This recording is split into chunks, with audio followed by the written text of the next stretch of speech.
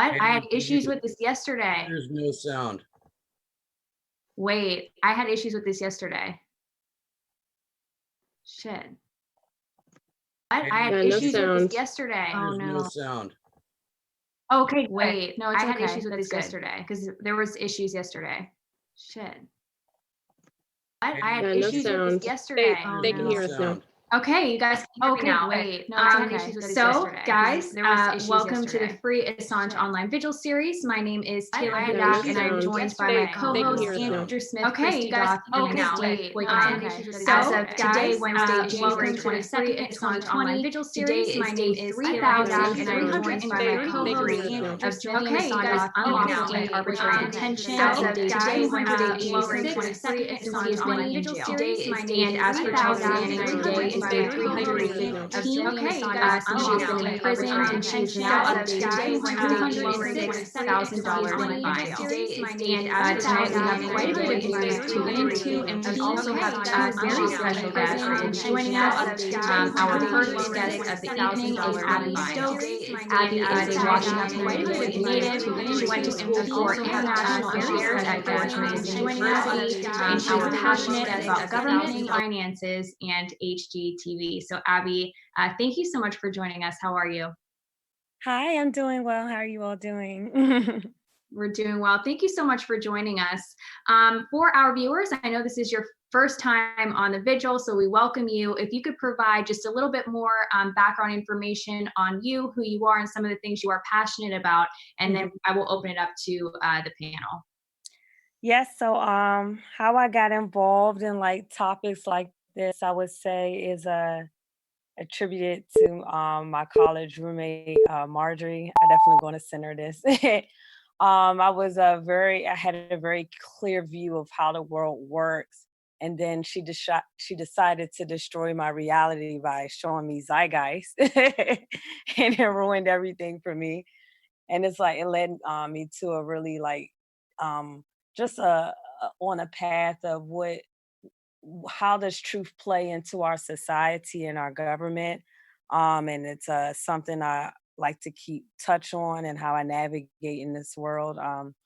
Outside of that, I currently work in a cybersecurity firm, just in this like just the duality of just going through how I just with government and stuff and how I feel about government, especially being an international affairs major, and how I decided not to go through that route because I thought I could change the world from the inside, but I thought it's just best to try to survive and get knowledge out to as many people as possible. So I know you said there were a few issues that you wanted to touch on in particular. Before we get to that, can you just talk about Julian Assange, what his work means to you, and why you feel strongly that he not be prosecuted? Yes, so there's always been an issue in terms of people who challenge the narrative in government in terms of truth. I feel like he was working to make things more transparent. There's always been like in terms of like who works in the elite class of why things have to remain secretive, just in terms of how the government operates down from military to, certain Senate leaders. I feel the reason why I feel passionate about his work because anybody that's working to make things transparent for the public should definitely be recognized. And it's a shame that he gets charged for, and it's just looking at the things where he, being charged for, I feel like things that was kind of like a setup in terms of his charges in Sweden.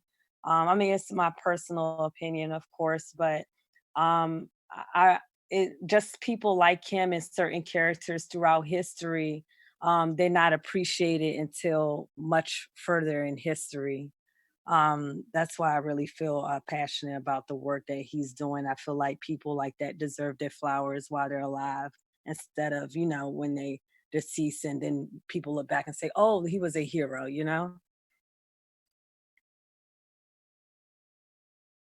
Yeah, I think that's something we frequently talk about is that it's too late to look back one day and say, wow, what a hero he was. We really want people to value his work right now. Andrew, I know you have a question, so why don't you go ahead? Mm-hmm. Yeah, because a big thing with the work of WikiLeaks and Julian Assange is that it's still relevant to today. Mm-hmm. If you could, Abby, because I know you brought it up a little bit, talk about how it's actually relevant to what we're seeing play out on a world stage right now. Yeah, so like just going through history, like when you look at cases like, Pearl Harbor, just how these certain events in history and how they were used to manipulate the public perception to get us to go to war for, and now you have today where the situation is going on in with Iraq and Iran. And then, one of their leaders dying. And I remember bringing it up at work. And I was like, oh, I shouldn't have brought that up. Because, you have some people that agree with you and some people that disagree with you. But just looking at the pictures of how, okay, a certain leader is killed in a foreign land. Then another player is involved, which is Ukraine. And all of a sudden, this plane goes down. And now Ukraine says they need compensation from Iraq, and just looking at how these pieces play out and how they replicate in history over and over again. I'm not sure if you all saw that that New York Times headline letter where it was like Bill Clinton and it was like in the 90s and it was like verbatim the same things that are like current today were current back then, like 20 years ago, where impeachment was like the headline, instead of war with Iraq, it was like Afghanistan. So it's like all of these things are still relevant, and like sources like WikiLeaks, we rely on those for, the most accurate, truthful information, because CNN is not going to tell you, NBC is not going to tell you. And now like news has gotten so polarized to the point where it's not even about like, I don't know if it was ever about strictly news, but now it's more so about shock value, since now shock value drives clicks and views.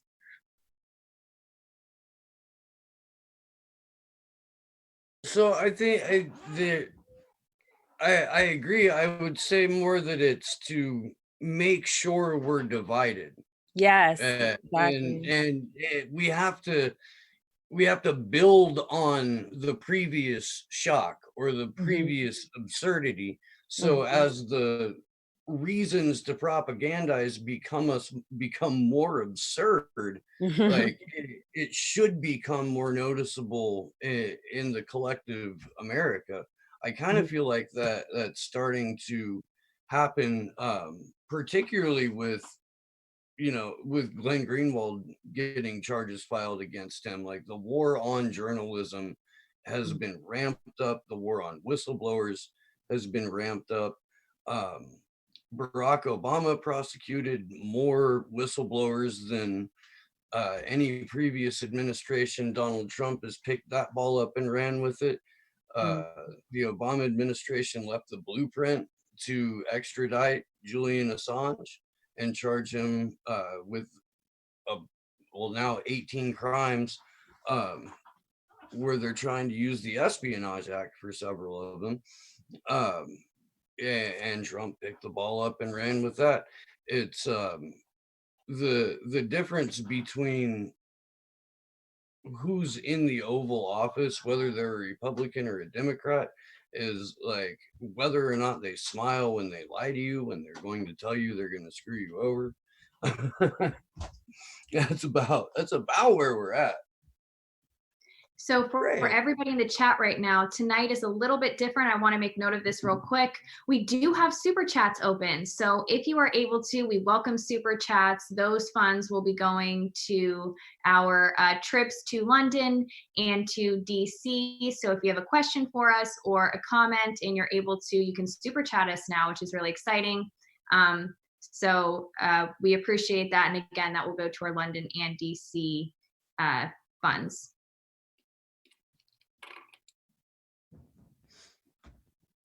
We should probably introduce Ray because he's in the chat here too, or in the Zoom call here too. We're lucky enough to be joined once again by former CIA analyst and co-founder of Veteran Intelligence Professionals for Sanity, Ray McGovern. Ray, it is a joy to see you again. How are you, sir?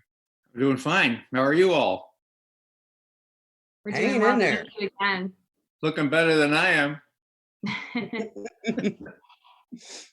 No, I must say that is a damn near noble beard, sir. It is. Well, I'll take that as a nice compliment. Most people think otherwise. I live in a place where, like, we up until very recently we had something called lumberjack days, which was basically like the redneck Olympics. There's a lot of beards around here. You'd fit right in. Well, for those who don't, who might be tuned in and don't know, this is my attempt to express solidarity with Julian Assange. I can't get out of my head the way he was dragged out unceremoniously from the embassy there in the Ecuadorian Embassy in London, and searching around for some way that I could make it impossible for me to forget Julian. I thought, well, maybe I would try to be as unkempt and as disheveled as he looked then. And I'll tell you, every time I pass a window or a mirror, it's impossible to forget Julian and to forget other people who have been struggling for justice.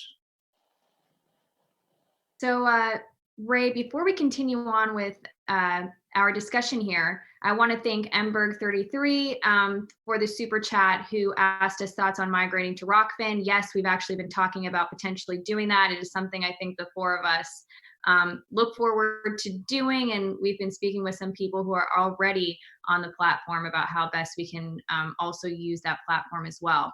Before we do continue on with our discussion, I want our first guest of the evening, Abbi Stokes, is still with us, and before we transition to a more extensive discussion with Ray, I want to give you, Abbi, the opportunity to provide us with some final thoughts, and then also let everybody know where they can find you and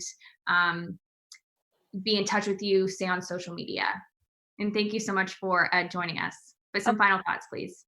Oh, yes, of course. My final thoughts is always keep aware and posted and not to be distracted on all the different ways the media and government does play, like going off what was said earlier. There's so many ways to keep us divided, whether it's with race, gender, sexual orientation, gender expression, and we get into all these categories where we just can't even come to the table and just realize we're all getting screwed at the end of the day. I think it's important for us to stay knowledgeable and stay a part of conversations like this, whether if it's on the internet or in person, and drive these conversations in our personal lives. You can find me on Twitter. I like to tweet about government and money and stuff like that. At Lions, LIONSAND, Legends. And that's where I'm most active on social media. All right, Abbi, I put your Twitter handle, I hope I got that right. I put it into the chat so our viewers will be able to follow you. Do follow Abbi on Twitter. Again, thank you so much for joining us, and keep up your great work. Thank you again. Thank you. Take care, guys. Thanks. All right, guys. So as Steve had noted, we are joined by returning guest, Ray McGovern. Ray, so I know that you've been in sort of the midst of this grand jury sort of investigation. You got a subpoena. Can you provide us with some updates on that? Sure. It all does have to do with Julian. You know, there are a lot of reasons why they want to get Julian, and not only for the war logs that showed how war crimes were being committed in Iraq and Afghanistan, not only for the diplomatic cables that showed the disingenuousness of our diplomacy, and not even for the leaks that continue from CIA and elsewhere, showing, for example, offensive cyber tools used by the CIA and NSA to do all kinds of mischief that they can blame on other people. Think about telltale signs on emails in Cyrillic. Actually, there were 5 languages they worked in: Chinese, Korean, Persian, Arabic, and Cyrillic, Russian. So they have the capability of leaving these breadcrumbs on cyber things and then blaming on the Russians. Think about that, because that's a capability. Now, WikiLeaks published that, and that was when Julian got into really trouble deep, as we used to say in the comic books. Trouble deep. Pompeo, who was head of the CIA at the time, he goes by Mike Pompeo.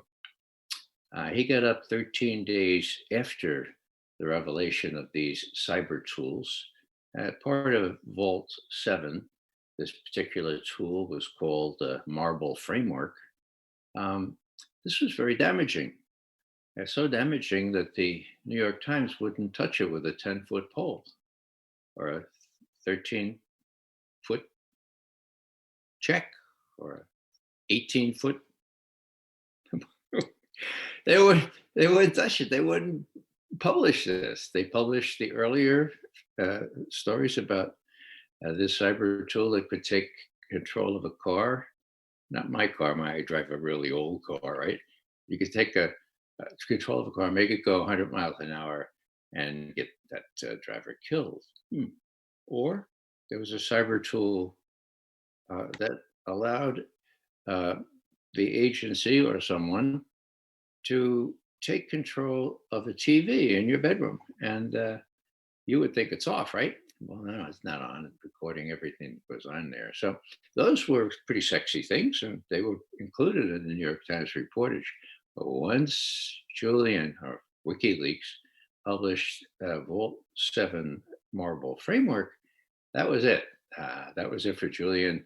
13 days later, Mike Pompeo got up at one of these think tanks and said, WikiLeaks is a non-state hostile intelligence service. Wow. Now, there was lots to that Marble Framework thing. And when I asked Bill Binney, who used to be technical director at the NSA, Bill, you know anything about this? And he said, well, yeah, we were working on that capability before I left. Yeah, it's a joint CIA NSA program. And well, maybe this is all I need to say about it, Ray. It involves 700 million lines of code. Now, Bill disparagingly calls me a history major, right? So this history major says, Bill, that sounds like a lot.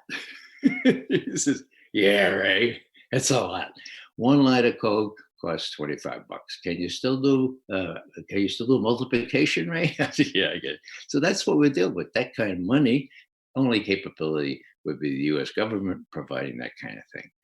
So that was really when it really started. They clamped down on Julian, cut off his access, and then a year or so later, he was dragged out of the embassy.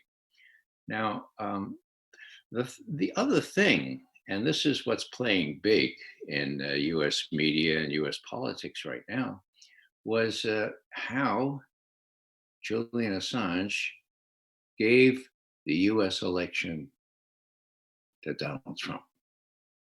Wow.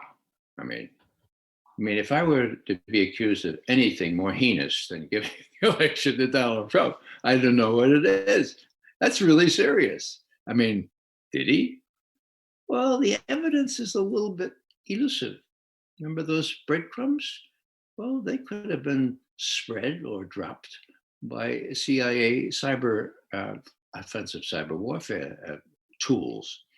But more important, it was not clear from the outset that A, the Russians hacked, and B, that it was the Russians that gave those very damaging, very, very damaging emails from Hillary and the DNC, Democratic National Committee, to WikiLeaks.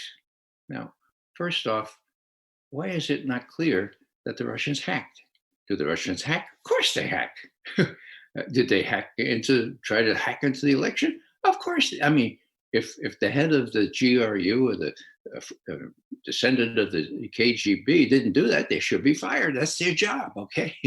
The question is whether the Russians hacked into the Democratic National Committee computers and gave the proceeds to WikiLeaks.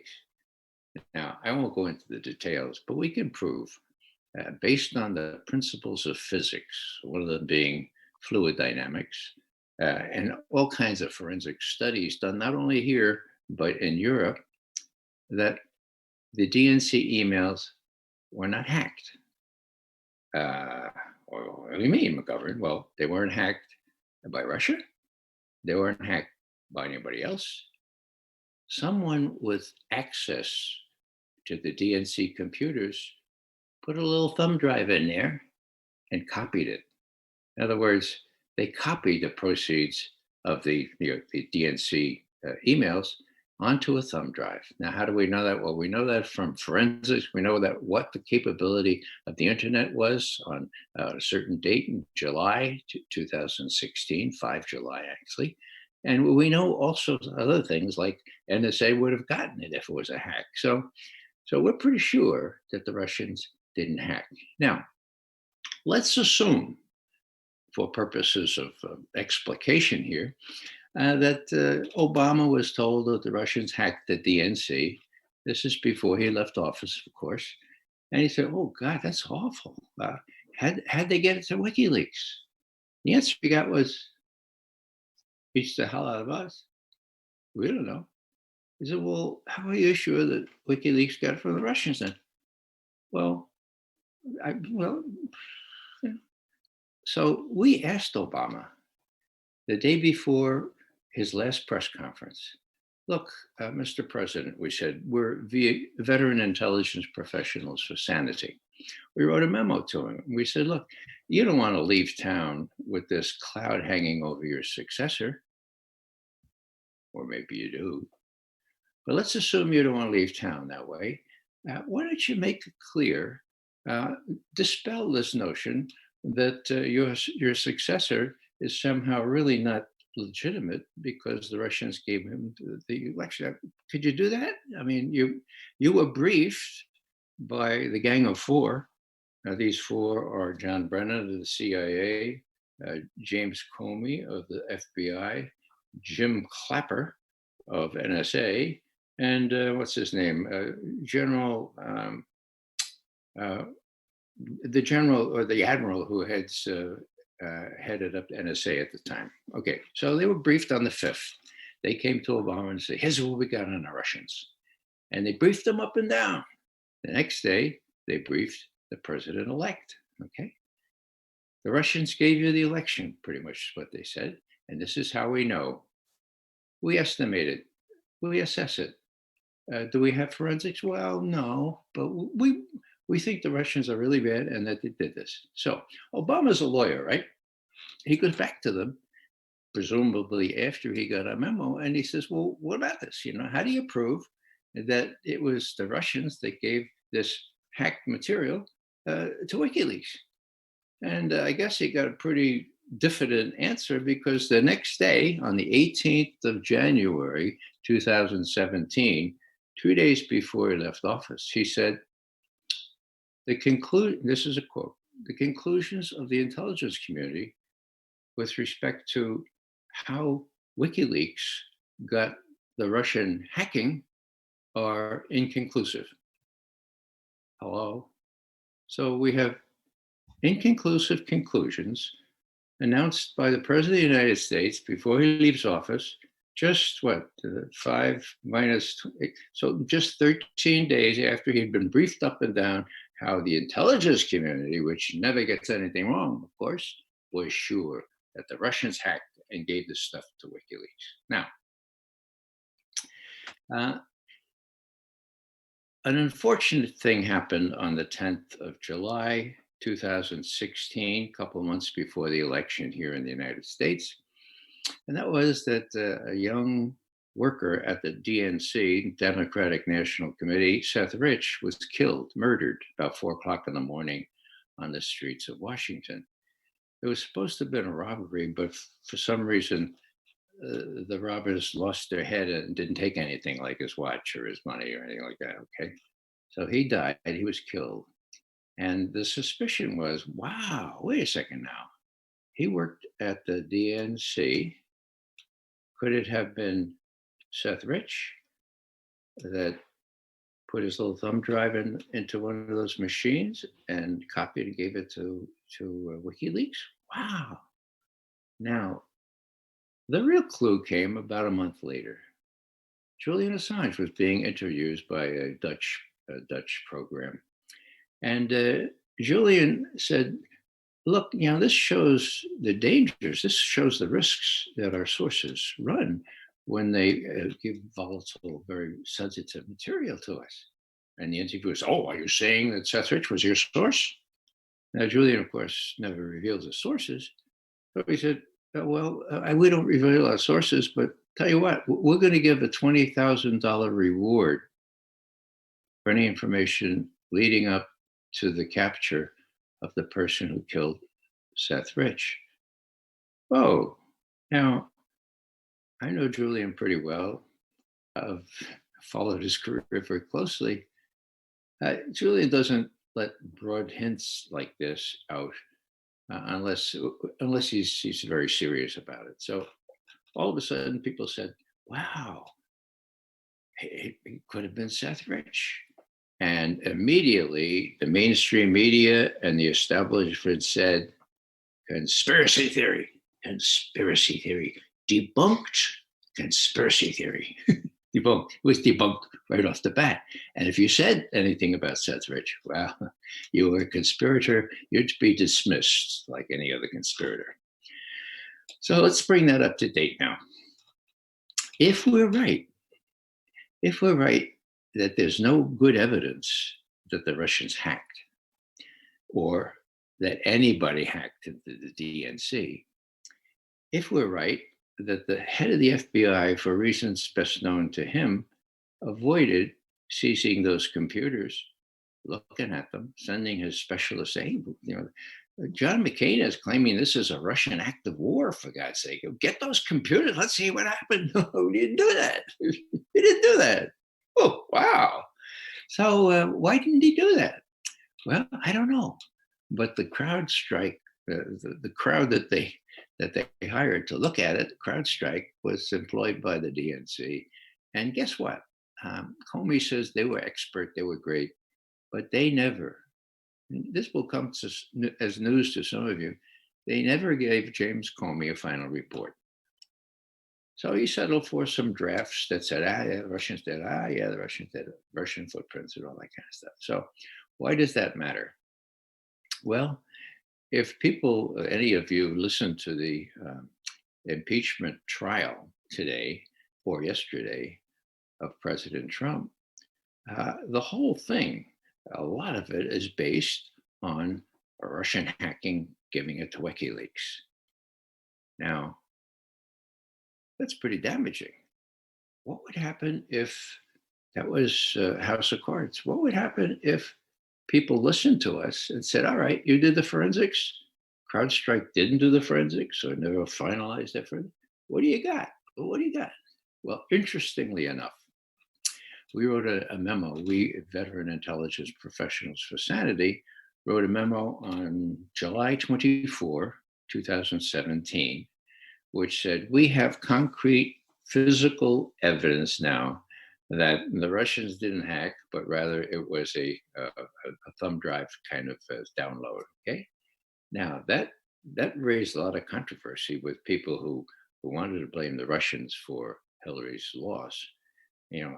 Just parenthetically, I'll add that in November of 2016, right after the election, set in this very, very, very strong virus called HWHW virus, which of course stands for Hillary would have won. HWHW virus. Now, it affected everyone who expected Hillary to win, especially the Democrats, of course, that supported her, especially the mainstream media, who were way off in their predictions. And everybody had a vested interest in showing that somebody prevented Hillary from winning. It couldn't be that she didn't campaign in the right states, or that not many people trusted her because of what she did with the email, with the servers and stuff. It couldn't be that, she was in the pocket of Wall Street and everybody could see it. No, that couldn't be it. It had to be the Russians. Okay. So what I'm saying here is that this is key. This is key to everything. And I did a couple of pieces today, one of which I put on my platform, raymcgovern.com, which talked about, there wasn't any Russian invasion of Ukraine. There wasn't any other of these three and other things. So the whole premise for this Ukraine Gate thing, the Ukraine business that they're accusing him of, falls flat. So finally, sorry to be so long-winded, but that I hope sets the stage. So there's a few of us that will not relent and will not say, oh, okay, all right, the Russians did it. Get off my back. Yeah, the Russians did it. So who are they? They're veteran intelligence professionals for sanity. About 35 of us, most of us who worked at very senior levels in various agencies, CIA, NSA, DIA, FBI, you name it, we're all there, okay? Now we have this peculiar devotion to the truth. Now, I know that sounds corny these days, right? But the ethos of intelligence that we grew up with was, look, you have career protection for telling the truth, for telling the president the way it is. And if you fritter away that privilege, you lose your job. Okay, so we go after the truth. Now, why do I say that? Well, because now we're under great pressure, just like people like Glenn Greenwald are under great pressure to stop what we're doing. Glenn Greenwald, of course, is in Brazil, but there, it's a kind of universe sort of implosion here, trying to restrain people. So last time I was on here, it was early December, and I had just gotten a subpoena. And it was my very first subpoena. So I thought I'd let you guys know about it before anybody else, which I went ahead and did. Now, it's kind of curious because the first part of the subpoena cites some of VIPS's production, the ones that, to my lights, prove that there was no hacking by the Russians or anybody else, that it was a thumb drive sort of thing. And so I said, oh, they're citing that. But then came the questions that I had to answer, okay?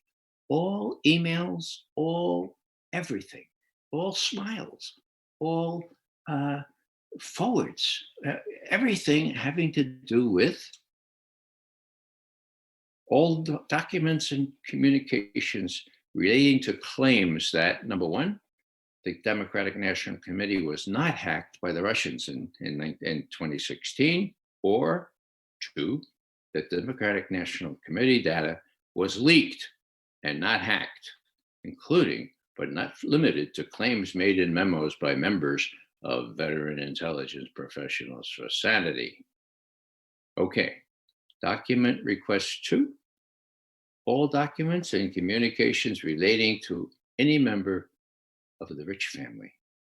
Wow, that's pretty clear, isn't it? There are a couple of court cases going on now.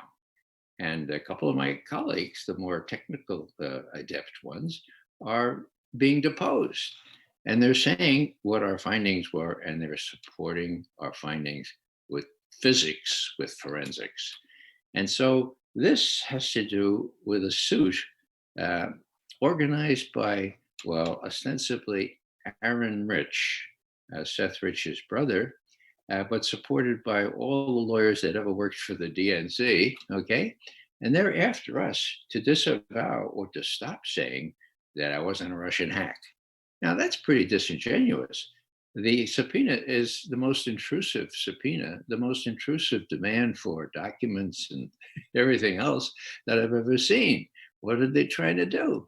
They're trying to discredit us. They're trying to put the adjective debunked, which they do regularly now, debunked in front of veteran intelligence professionals for sanity. Maybe they hope that we'll quit. Maybe they'll hope that was, oh, all right, okay. You say the Russians did it, the Russians did it.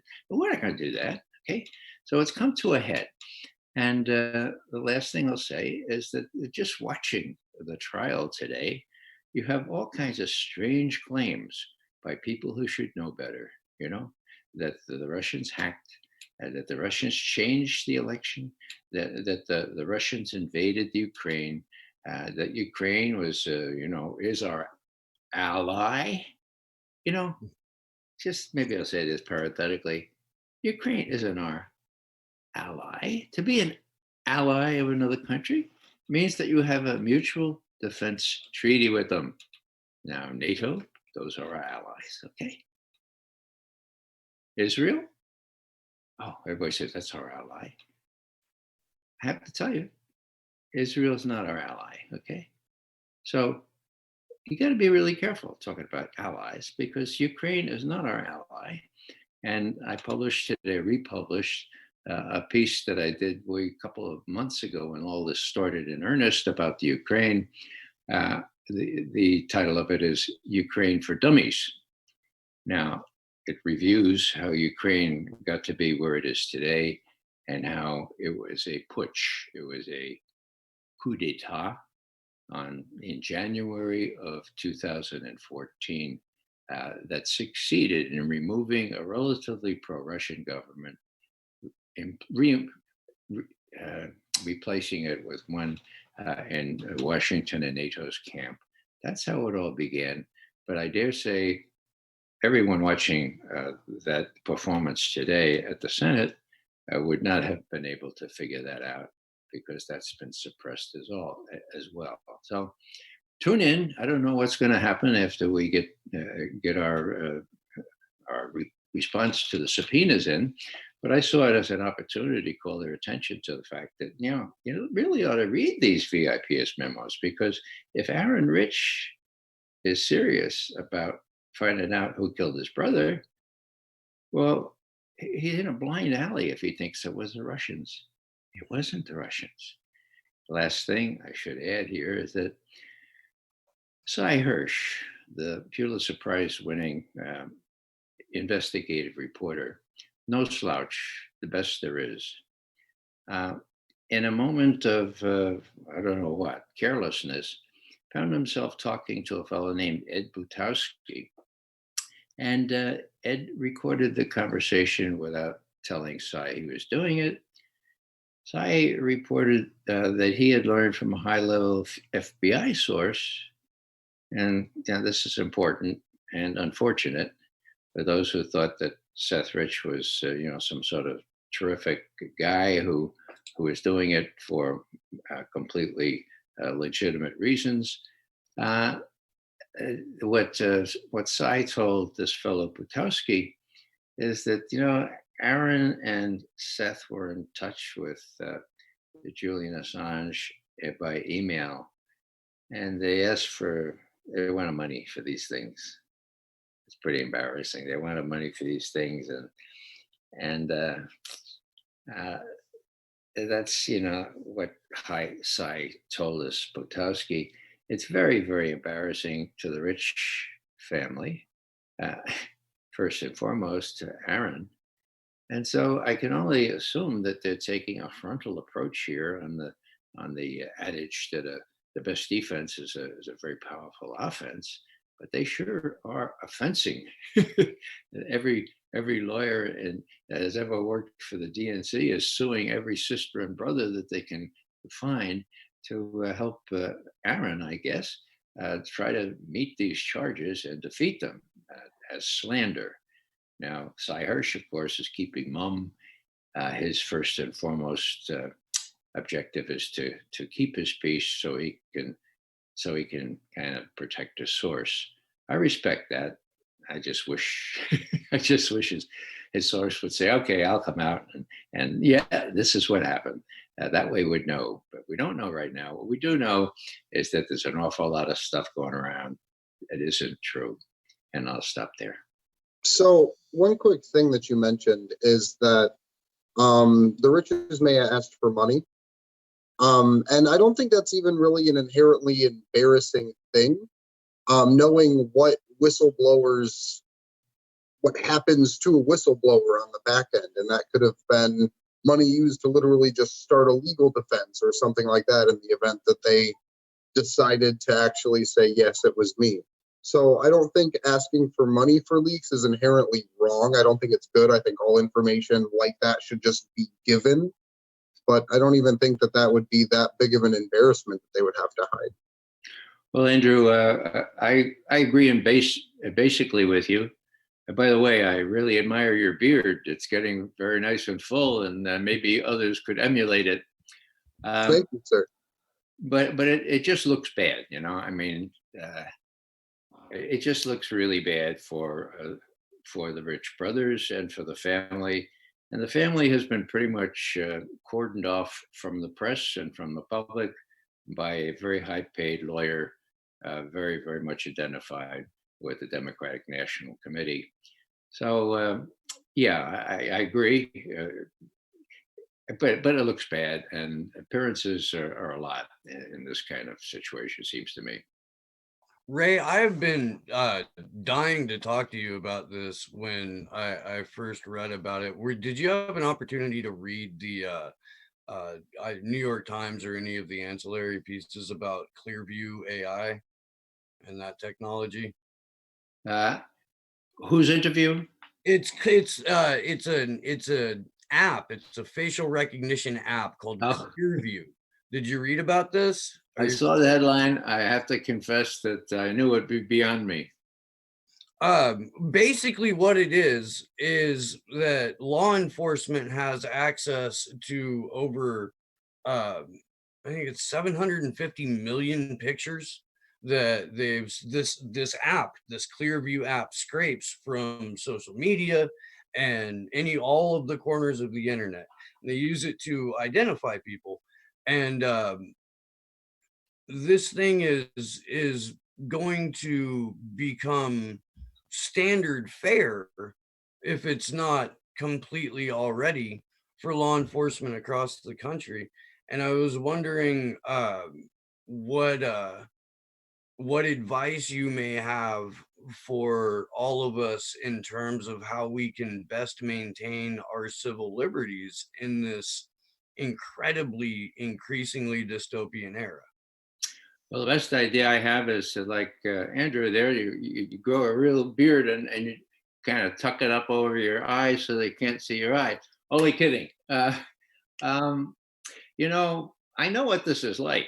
I spent a terrible night in what they call the tombs underneath the justice apparatus there at the bottom of Manhattan, okay? And they had a whole lineup of us, and they took our retinas, they took pictures of our eyes, took pictures of our face, up and down, like there were about 35 fingerprints they took, but then they took this other stuff as well. And I said, you know, I'm glad that I'm as old as I am, because I don't know how I would deal with this over the longer run. The problem is that the people who are supposed to be riding herd on this, the Congress, and specifically the Senate and House Intelligence Committees, they're all part of the problem, not part of the solution. And they make a lot of money out of these firms that are involved in this. So I don't know what to do except to say to people, look, there's no way you can prevent this completely, but be aware that all this surveillance, this recording of your conversations and your emails and all this stuff, they're going to use it against you if they have it. And you're exactly right. This is being sold to us as under the guise of it's only going to be used by law enforcement and security for our protection, as if those people have benevolent tendencies, or that they have benevolent intentions when using this type of software. It's being sold to us like that, which has happened in the past, where they try to tell us this is for our own protection, our own safety. It's for the national security. You hear that when you're talking about, this certain security that you run into when you're traveling by plane and all of that. So it's being sold to us to keep us safe. It also says in this article here that law enforcement officials have used this technology to solve crimes like shoplifting. Like, really? So we're going to put all of our, allow them to basically mass surveil us to find shoplifters? And of course, we don't even know if that's even true. And how do we know if this technology is even accurate? Because we've seen with similar technologies that it's been very incorrect in its findings. Yeah. So Ray, I was going to say, you pointed out that it's like the Senate Intelligence Committees and all these other institutions that allow things like this to happen. And it's literally the same people that created the RussiaGate narrative. It's the Comeys, the Brennans, the Clappers, the Rod Rosensteins, the Schiffs, the Pelosi, Schumers, Mitch McConnells of the world that have created, even before Trump got into office, this Orwellian dystopian surveillance state that we live under right now. So I was wondering if you could talk for a minute about John Durham and what's going on out there, because we try to have a strong emphasis on accountability. And a lot of the same actors involved in building the intelligence communities are being investigated right now for the falsification of RussiaGate, essentially, and all the crimes that were involved with it. So could you talk about that a little bit? I sure would, Andrew. I think you're right on the nose. But before we leave the surveillance thing, I'd just like to tell a little vignette, which I think explains in its own way what the problem is. After Ed Snowden came out with all that information about how thoroughly we're being surveilled, it reminded us of the Stasi, the East German Secret Service. Many of you may have seen Das Leben der Anderen, The Lives of Others. It was an Academy Award winner about 12 years ago. It depicted what the Stasi was like. Well, this kind of surveillance is the Stasi on steroids. But we had an idea back then, and we went to Wolfgang Schmidt, who had been a colonel in the Stasi, and we had dealings with him. And we said, Wolfgang, Americans are saying, you catch a terrorist, we have nothing to fear. We're clean. Surveil me up and down. You read all my emails. I have nothing to hide. And Wolfgang said, my God, this is terribly naive. You don't get to choose what they use against you. They do collect it to use against you. So the only way to prevent it from being used against you is to prevent it from being collected in the first place. And there it is. That just made my night, Ray. I want you to know that. You can come on anytime and do as many accents as you want. That was, he was dead serious. And several of the old Stasi guys said, this would be a halcyon dream for us to be able to do all this. We worked with paper and files and stuff. So we've tried ever since Ed Snowden allowed us to try, because he revealed all this information. But the lobbies are really hard, and as Andrew has said, the Congress, the people who are members of the intelligence committees are totally co-opted. They're supposed to be oversight committees, and they've become oval committees. All right. Now, Andrew, you asked the $64 question here. We know that the FBI played around with the justification for getting warrants to surveil Carter Page and all those in contact with him and all those in contact with them. And they did that on the basis of falsified information. Matter of fact, Carter Page was doing some jobs for the CIA at one point. And he was in touch with this Russian official. We don't know the details, but it was under CIA mandate and tutelage. And so somebody said, well, he says he did this for the CIA. Let's ask the CIA. And the CIA, for whatever reason, was honest and came back with an email and said, yes, he was working for us. And this lawyer in the FBI changed that and it changed it into, no, he wasn't working for us. Now, that's in the documents, okay? Now that guy is going to be indicted for sure. Who will he be indicted from? By? Not the IG of the Department of Justice, which has purview over the FBI, not him because he doesn't have that power, but that power is vested in the US Attorney in Connecticut, John Durham, whom Bill Barr appointed as a special investigator, special person here to look into all of this stuff, not just the FBI, but the stuff that John Brennan, the stuff that James Comey, the stuff that NSA were all involved in. And that's where the action is. Now, there were initial reports that Durham would have the entree into places like CIA to investigate and to just interview the people who wrote this intelligence community assessment dated January 6, 2017, the one that Obama was briefed on the day before, and the one that was given to President-elect Trump on that day, January 6th. Now, if they brief the hand-picked analysts that wrote that, this will be under oath. And those hand-picked analysts are not going to lie. They're going to say, Brennan made me do it. Strzok made me do it. Clapper made me do it. We don't believe an iota of it, but we put a disavowal in the thing saying just because we assess these things doesn't mean it's true. So we did try to protect ourselves, but no, you're right. There's no evidence, no clear evidence, no evidence at all that Vladimir Putin instructed his, of all people, instructed his minions, yeah, you go and hack into the DNC. You go ahead and do that. Now, Hillary's going to win anyway. Everyone thought that, including Vladimir Putin, I wager. But you do it anyway. I mean, she doesn't like us anyway. She's going to hate us even more. But yeah, what the hell? We might come up there. Give me a break. Putin's not going to do that.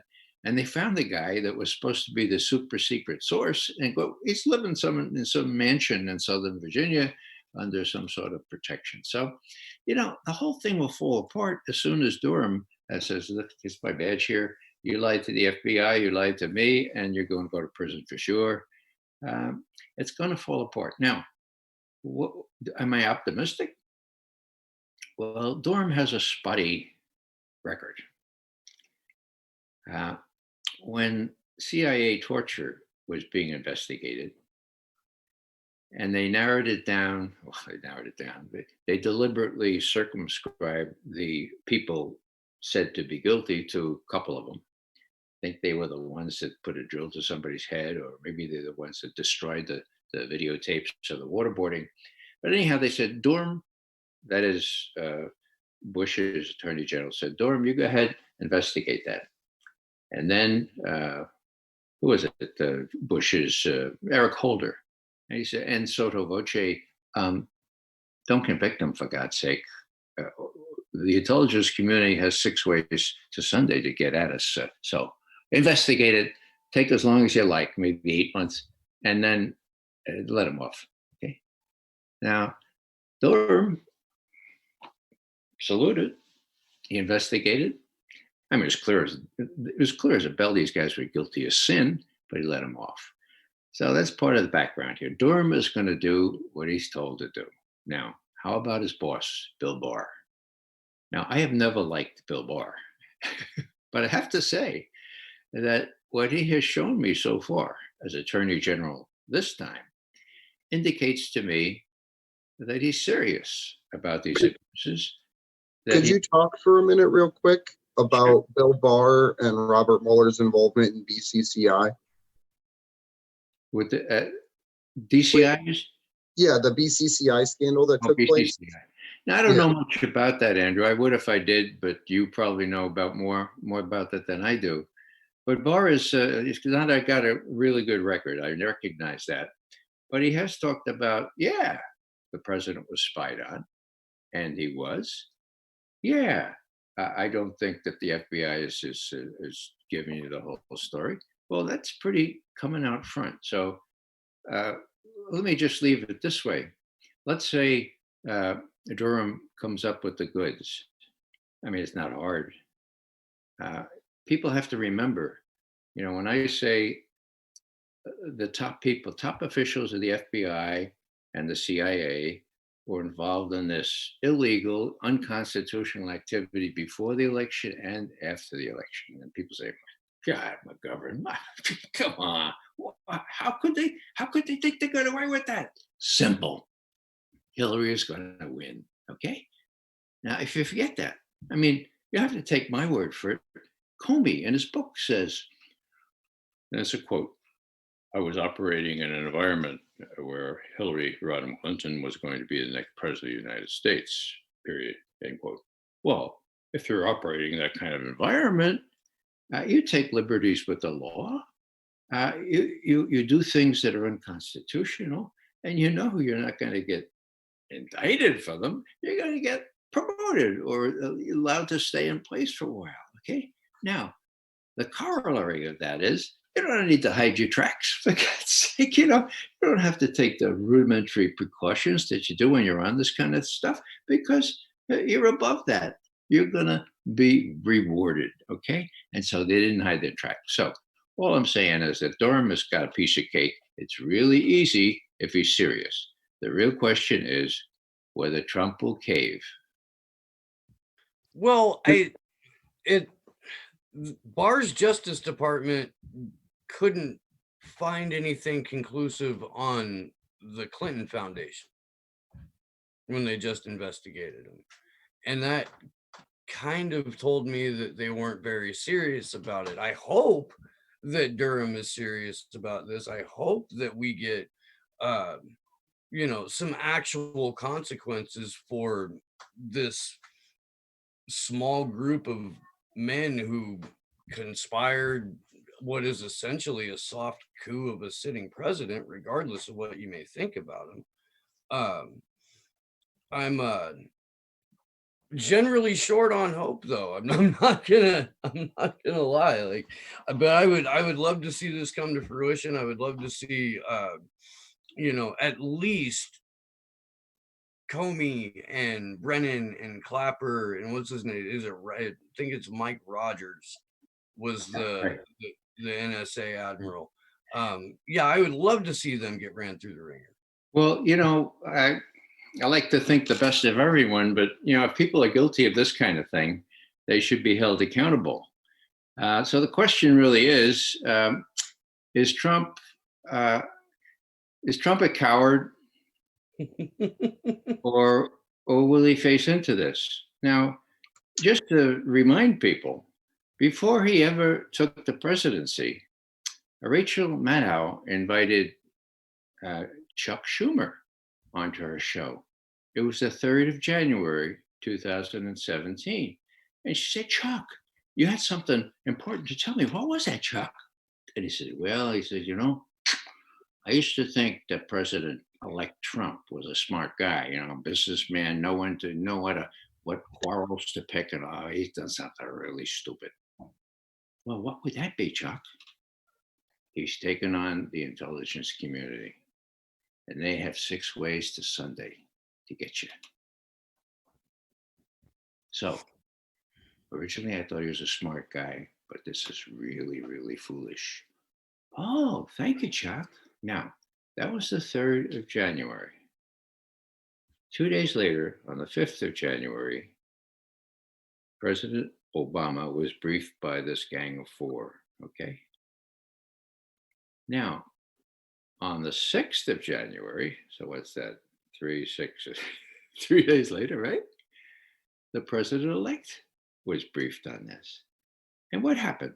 Well, after they told the president that this had been published today and it indicates that Putin directed the Russians to make sure you won, Comey said to his colleagues, Sir Rogers, Brennan, Clapper, now, gentlemen, would you excuse us? I have something very sensitive to discuss with the president.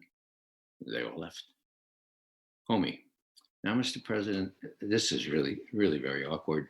What we have is not corroborated. It's not really, but there are stories going out there that you were cavorting with prostitutes in Moscow a couple of years ago, and all kinds of other scurrilous things. They're not corroborated, mind you, but the press has them now, and they're might appear in the media. So we just want to, just so you know, Mr. President, that we have this. Just so you know. Now, if I were President-elect Trump, I would have said, Mr. Comey, you go clear out your desk right now. Take your pictures off the wall. You're out of here as soon as I become president. I know that trick. I mean, it's J. Edgar Hoover on steroids, for God's sake. You guys do this to every incoming president. Get the hell out of here. Instead, Trump says, well, I get this beneficence where I can kind of, I'll get him on my team, I'll get him loyal to me. And he's tied for about 5 or 6 months to do that. And Comey is playing a very different game. Finally, Trump realizes this. He fires him. And when the media asks, well, why'd you fire him? He says, because of this damn Russia thing.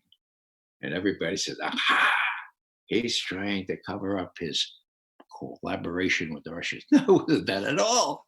There was this 6 January 2017 little tete-a-tete between Comey and him, where Comey tried to put the screws on. Later, Trump even admitted that this was clearly a kind of blackmail attempt, typical of J. Edgar Hoover. So I don't know how we get into that, but I was going to say real quick, just to add a little bit to it. Yeah, sure. That whole meeting, that whole encounter between Comey and Trump that happened that day was based on the Steele dossier, but also the redacted report from CrowdStrike that got released that we found out through by Roger Stone and Judicial Watch for the Russian hacking of the elections. So I think that's to circle it back to how you were talking about with the whole Seth Rich thing and how it ties into that entire story. They used those elements of the story to fabricate that meeting with Trump, essentially. Yeah.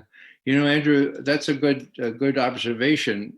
And with respect to Stone, at the trial, it became clear when Stone's lawyers asked for evidence of Russian hacking that there wasn't any. It was really bizarre. Bill Binney filed an affidavit saying, look, the whole premise for this thing is askew. There's no real evidence of any of this. As a matter of fact, if you say you have evidence from CrowdStrike, where is it? We never saw a CrowdStrike report. And what happened? That's where it came out. CrowdStrike never finished a report, never gave a final report to James Comey. And that was okay with Comey. He still called it a crackerjack, very high professional outfit, right? So, and it wasn't even an unredacted report, too. It was a completely blacked out redacted report that they gave the FBI that showed specific information and left out specific other things. So, the FBI has no forensics. The so-called intelligence community assessment has no forensics. Who has forensics? We do. That's why they're coming after us big time. Right. We have the video of you talking to Adam Schiff, and I was hoping that maybe you could set this up a little bit, because I do think that this is one of the biggest hurdles we have in the U.S. of overcoming for Julian Assange is RussiaGate, and the fact that so many liberals still think that Julian Assange is responsible for giving us Donald Trump. So this conversation as a whole, I think is still very relevant in this movement. And I was hoping you could maybe set up this video of where you directly talk to Adam Schiff about the RussiaGate evidence. Yeah, so you have it ready to roll? If I believe so. That's great. Yeah, well, let me, this was very quick action on your part, since it occurred to me belatedly that this might be illustrative of the problem. It was just like, I think 2 weeks or after Trump took office, that the Democrats had already come up with their plan, RussiaGate, and they had been beating that drum for months and months. But this was at Hillary Clinton and John Podesta's old think tank, interpreted liberally. And the project was RussiaGate, okay? And Adam Schiff, who was head of the Intelligence Committee at the time, and still is, he came to give this talk. And in the talk, he said, the Russians hacked the DNC and gave it to WikiLeaks. The Russians hacked the DNC and gave it to WikiLeaks. The Russians hacked and gave it to, okay. He said about 5 times, okay? Now, I go to these things and sometimes they recognize me. So I raise my hand, but they wouldn't ask me or let me ask a question. So when it was all over, I was so upset that I went up to confront him and to say, how can you say this is flat fact when, as I said before, President Obama, just a couple of weeks before, had himself said the conclusions of the intelligence community with respect to how WikiLeaks got the Russian hacking are inconclusive, period, quotation mark, okay? Well, that was a big thing. If you don't know how WikiLeaks got the DNC emails, well, you don't have much of a case. That's kind of a big lacuna in their case, right? So I went up and I talked to Schiff. It's only 2 minutes long. I was surprised that the C-SPAN camera was still on. I learned that later. And I was surprised that they even picked up the voice. So if you have that, Christy, that would be terrific. Yeah, Josh is gonna set that up for us. He is also our tech guy. So a big thank you to Josh Benton for pulling up this video for us. The advantage of being in Washington, I'll stop as soon as the video starts, is that you can go to these things. You know, you can ask people impertinent questions. They seem impertinent in the Washington video, but they're the questions that the press should be asking, the media should be asking, and doesn't. And I learned that in a very painful time after I had confronted Donald Rumsfeld way back in May of 2006. I get a call as I'm leaving the auditorium from Anderson Cooper. Mr. McGovern is Anderson Cooper. You're making quite a stir down here in Atlanta. I'd like to have you on my program later on, but first have a question. I said, sure. Weren't you afraid? And I was pretty shell-shocked, you know, so I thought that was a good question. I said, well, no, Anderson, I had briefed secretaries of defense for many years. And then I said, wait a second. This guy is the heir to the Vanderbilt fortune. This guy's a pretty face on CNN. And he's asking me, wasn't I afraid? So I decided to have a little fun. I said, look, Anderson, I'll be honest with you. It was a real high. It was a terrific high. I had done my homework. I knew that if I asked these questions, you have to lie again or admit. So, try, you know, Anderson, you might want to try that sometime. Do your homework and ask him real questions. He said, well, that's very well and good, Mr. McGovern, but I'll have my people get in touch with your people. I said, no, Anderson, no. So what? I said, I don't have any people. No people. Just call me on this number, okay? Oh, okay. That's the way it went. So I think we do have that video actually ready to go and ready to play. So Josh, if you could play that for us now, thank you.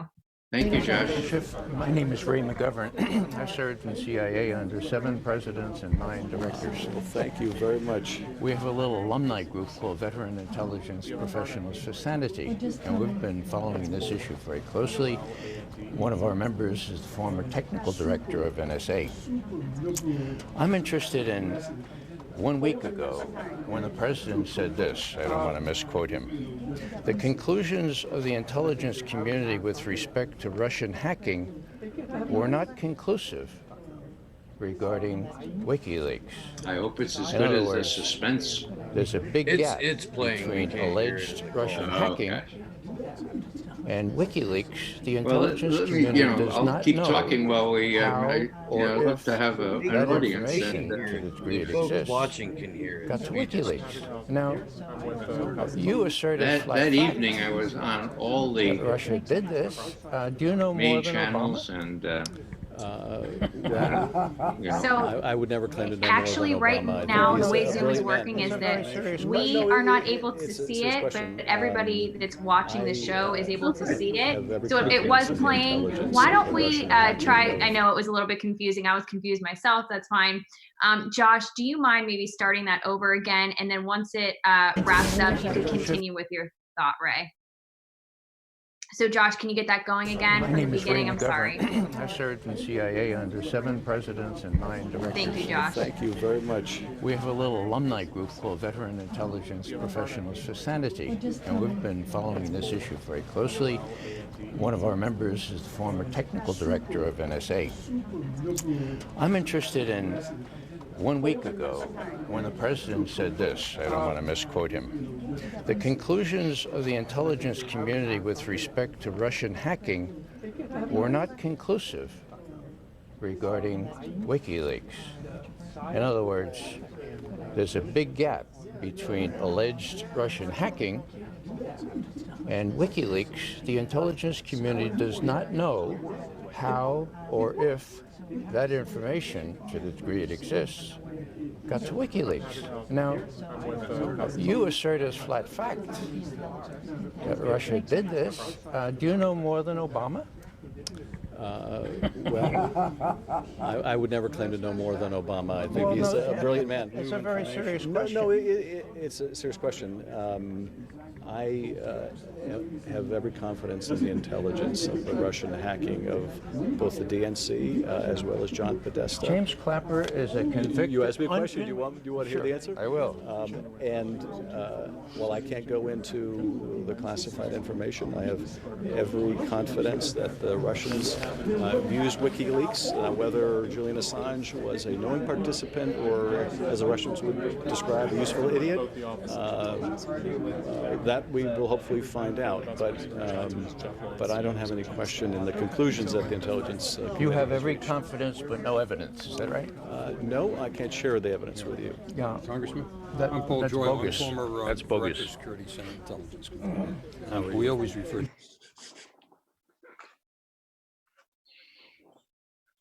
Every confidence but no evidence. That's fantastic. That is. well, the reality is that they still don't have any evidence, and they're getting away with it by just saying he said, she said. It's quite remarkable that the media in our country has been able to bring everyone around to thinking what they want them to think. And I'll just close by saying that this was all pretty predictable.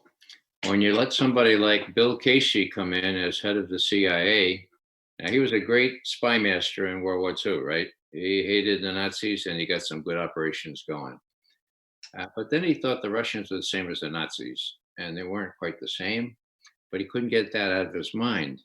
What he said during his first briefing of the rest of the cabinet members in early February 1991 was this: we'll know we've been successful when the American people believe what we want them to believe. That's a quote. I know that because a good friend of mine was there. She recorded it and she reported it at the time. Now we're pretty close to that. most of the American people, like, what do they say, 80, 85%, present company accepted, believe what they've been told for the last 3 years. And it's a monumental task for us to confront that. But I think we can. And with the truth on our side, I think we should not be discouraged. I think we should be enlivened and get some fun out of all this. Thanks very much. Great. Can I Thank ask you you again one, so much for one quick joining us. question? Oh, I think we have another question from I Andrew. can hang around. My mom said I could stay up for another half hour. No. All right. Well, we're glad you're sticking with us. Andrew, why don't you go ahead with your question? So I was wondering if you knew anything about Steve Pozniak or Pachinik. I don't remember how you pronounce his last name, but he was an advisor, I believe, around the same time that you were. And he actually has his own YouTube show too. So I don't know. Could you say the name again, Andrew? Steve, I think it's Pozniak, Pieczenik. No. Because he has a YouTube channel, and he says he was an advisor to like national security people and presidents. And I was just wondering if you had known anything about him. What was his time period? When was he doing that? I think it was around the Bush era and earlier. Oh, well. The first Bush era. Sorry, just clarify. And earlier. Was he CIA? Does he pretend to have been CIA? I don't know if it's pretend, but I think he was an analyst, maybe. But he talked about like his work during like multiple different coups throughout like Iran-Contra, working like not with those people, but in that time and working like Kosovo and things like that. So yeah, I didn't know if he was. Doesn't ring any bells, and that suggests to me that he wasn't with the agency. But I wouldn't exclude it. Could I send you his YouTube channel offline and have you take a look at it? Yeah, that'd be good. Cool. Be happy to do that. Awesome. I appreciate it. You know, maybe I'll just tuck in one more thing when I think of it. I talked about Rachel Maddow with Chuck Schumer, right? They have 6 ways to Sunday to get back at you. Now, there are a whole bunch of people in Washington, some really, really good people who can't contend or can't believe that there's a deep state. Now, deep state probably shouldn't be used because Trump uses it, okay? So anything he touches is already kind of a little slithery. So how about national security state? How about the people who think they are protecting the national security? Maybe Clapper really did think, as he said publicly, that the Russians were almost genetically inclined to be deceitful and to, you know, blah, blah, blah, blah, blah. And maybe he does believe it. Maybe he studied at the hands of General Curtis LeMay, also Air Force General, when Clapper was coming up. So, well, maybe they're just misguided but sincere. Well, I don't know about that, but I do know that there is this coterie of people who know best what the president can and cannot do, and they don't want a president who is not controlled by them, like Trump. Okay. Now, what am I getting at? I'm getting at this. About 7 years ago, the head of the CIA at the time, John Brennan, and Georgetown University said, let's have a conclave. Let's have all the spooks from the Walsh part of our university and your spooks that come down from the river, and we'll all have a big. So they had a big conclave, about 300 people there in this very fancy conference room. Brennan had his good friend Bob Mueller lead off the proceedings, and Bob got up, and he had just retired from the being director of the FBI for 12 years. Would you believe?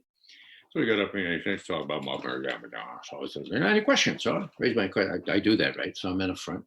I said, Mr. Mueller, do you have any legal qualms with the practice called parallel construction, where you use illegally acquired NSA data, you give it to law enforcement, and you say, okay, do a parallel case there, get some other evidence, and arrest this guy pushing drugs at the 7-Eleven or whatever. Okay, do you have any legal qualms about that? Because, you know, it does seem to me that lies are told to the defendant, to the defendant's attorney, to the judge. It seems very peculiar. Don't you have any legal qualms? He's a pretty big guy. He looks down at me. He says, "Well, Mr. McGovern, after 9/11, we were given special authorities." Well, there you go. Okay, doesn't matter what the Constitution says, what the law says. It doesn't matter that you're not supposed to perjure yourself before the court. No.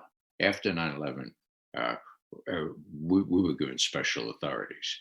Now, I mention that just because that was the first of this genre of meeting. Now, I don't know if it was the 7th or the 8th, but the last one happened about 2 months ago. That was also in Washington. Now, who appeared there? Well, we had John Brennan and Mike Morrell. Mike Morrell was acting director after between people who were totally discredited. And what does Mike Morrell say when the talk is about how bad a president Trump is? Now, please understand, I think Trump is the worst president we ever had, okay? But I also think the truth is important, and that when somebody is elected, he should not be shamed, or he should not be ejected without due cause. And there's plenty of due cause to get rid of him, okay? So here's Mike Morrell saying, when it comes down to it, quote, "Thank God for the deep state." Yep. I'm really glad you brought up parallel collection, because it's such a nefarious practice, and I don't know if everybody watching is familiar with it. So one more time, just to drive it home, what happens is that local law enforcement or state law enforcement can have access to, if need be, all of the NSA's data, and they can work backwards or parallel to solving the crime from the point of this guy did it to, okay, we think this guy did it, and now we're going to build evidence towards that. Yeah, it's the illegally acquired surveillance data that the NSA and the FBI collect, and then we can't use it in court, right? It's illegal. And so they construct a parallel case by getting other evidence, and they bring it to court, they convict the guy, send him to jail for a long time, and never admit to anyone that the tip-off was illegally acquired. That's a perversion of justice. But that was just sort of a side note. What I'm saying here is that here's Mike Morrell saying, "Thank God for the deep state."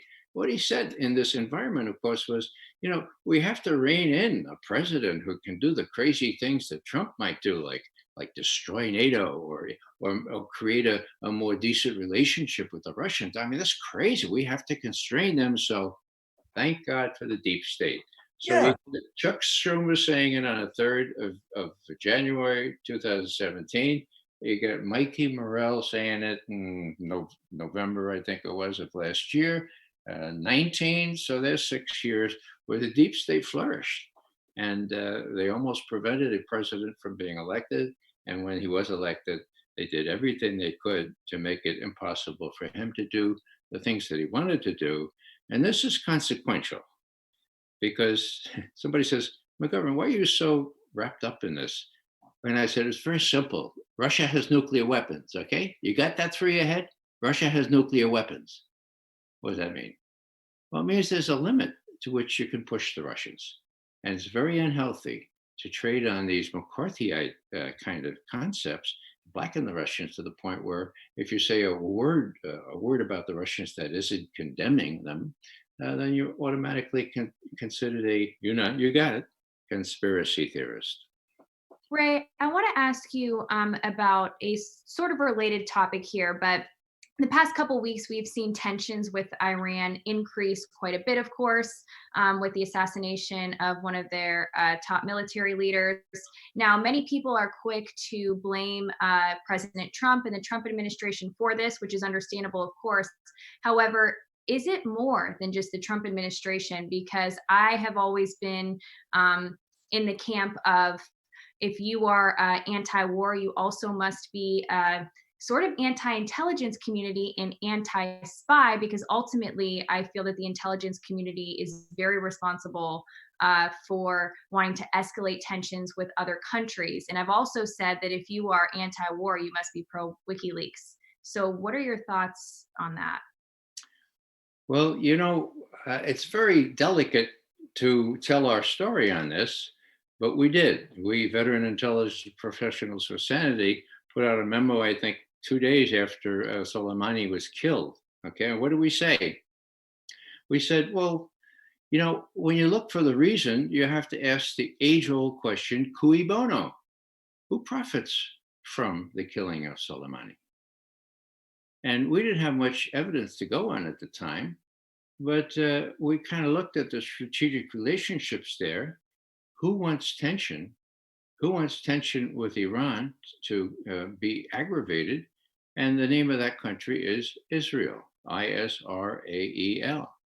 Now, this is not allowed to be spoken in polite company in Washington, but the same thing happened with Iraq, okay? Now, I've been saying for however long, there are three things that accounted for Iraq, the invasion of Iraq, and I use the acronym OIL. Now, John Stewart took me to task for that. He said, you're violating the rules for acronyms, McGovern. You can't say OIL and have O mean what you mean. So he had a lot of fun. I had a lot of fun. And it's O for oil, I for Israel, and L for the logistics, the permanent military bases that we coveted in that area. So Israel was always a big factor. And I pointed back in our memo to the time in 2004 when the National Security Advisor to George H.W. Bush and to Jerry Ford, a guy named General Brent Scowcroft, was so appalled at what was going on with respect to Iraq, and so appalled at the reasons for it, that he went to the Financial Times in London and he said, listen, the explanation lies in this. Ariel Sharon, the Israel prime minister in those days, has Bush wrapped around his little finger. He has him mesmerized.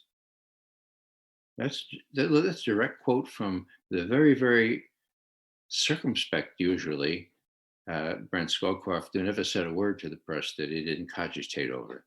Now, he lost his job. He was right in the flow of everything, all the information. He was chair of the President Foreign Intelligence Advisory Board. So he lost his job right away. But, doesn't that speak volumes?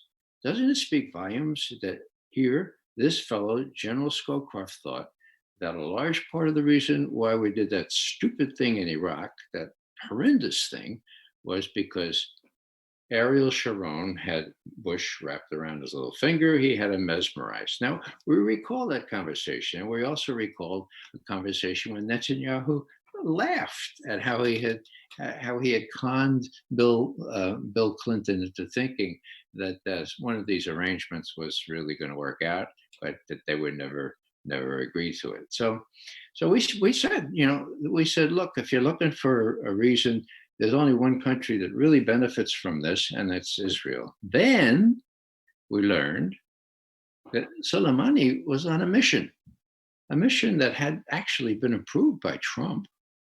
It was a mission to reduce tensions between Iran and Saudi Arabia.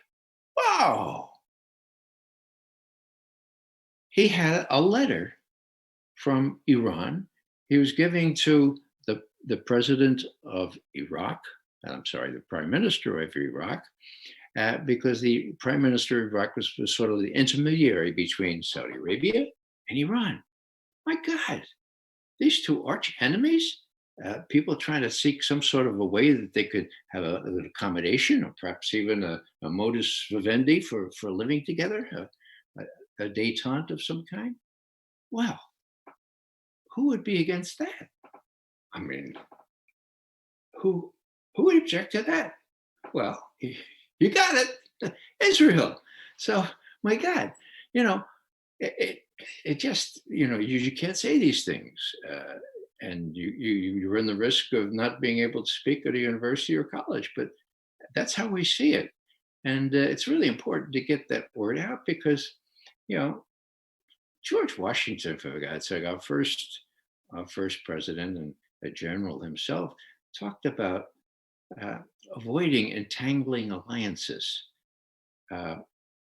avoiding passionate detachments of one country to another. He was worried about a lot of people in these fledgling United States thought that since France helped us so much in the Revolutionary War, that we should jump in and help them in Europe.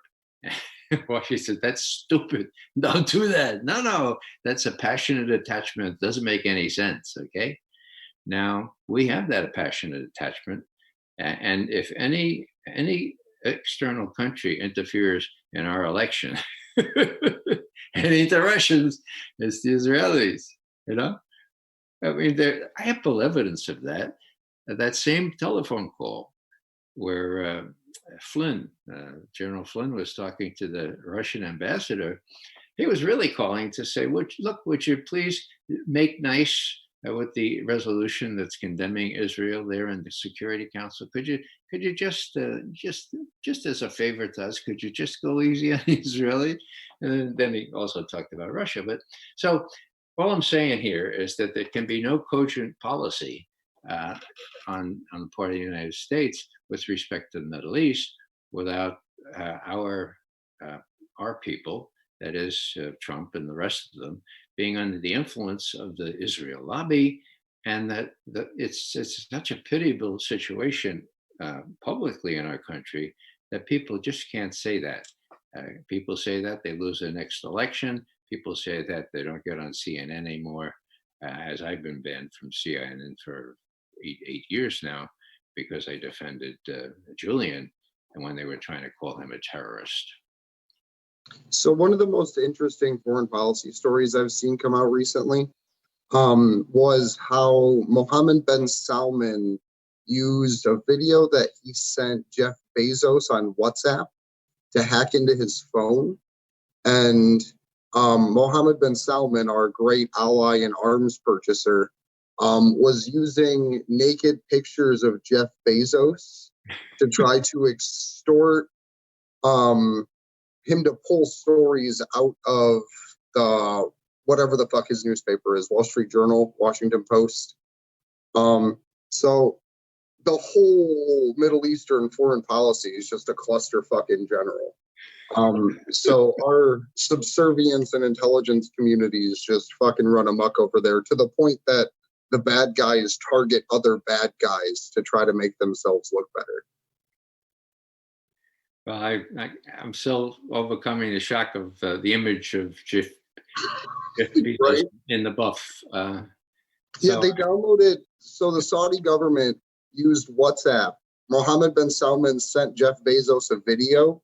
They injected a virus with the video into Jeff Bezos's phone and downloaded 6 gigabytes of content over the course of months, and it went completely undetected. So the Saudi government now has a shitload of information directly on Jeff Bezos, and it actually came out that they were sending him pictures of his mistress a few months before, like private pictures, a few months before their affair went public.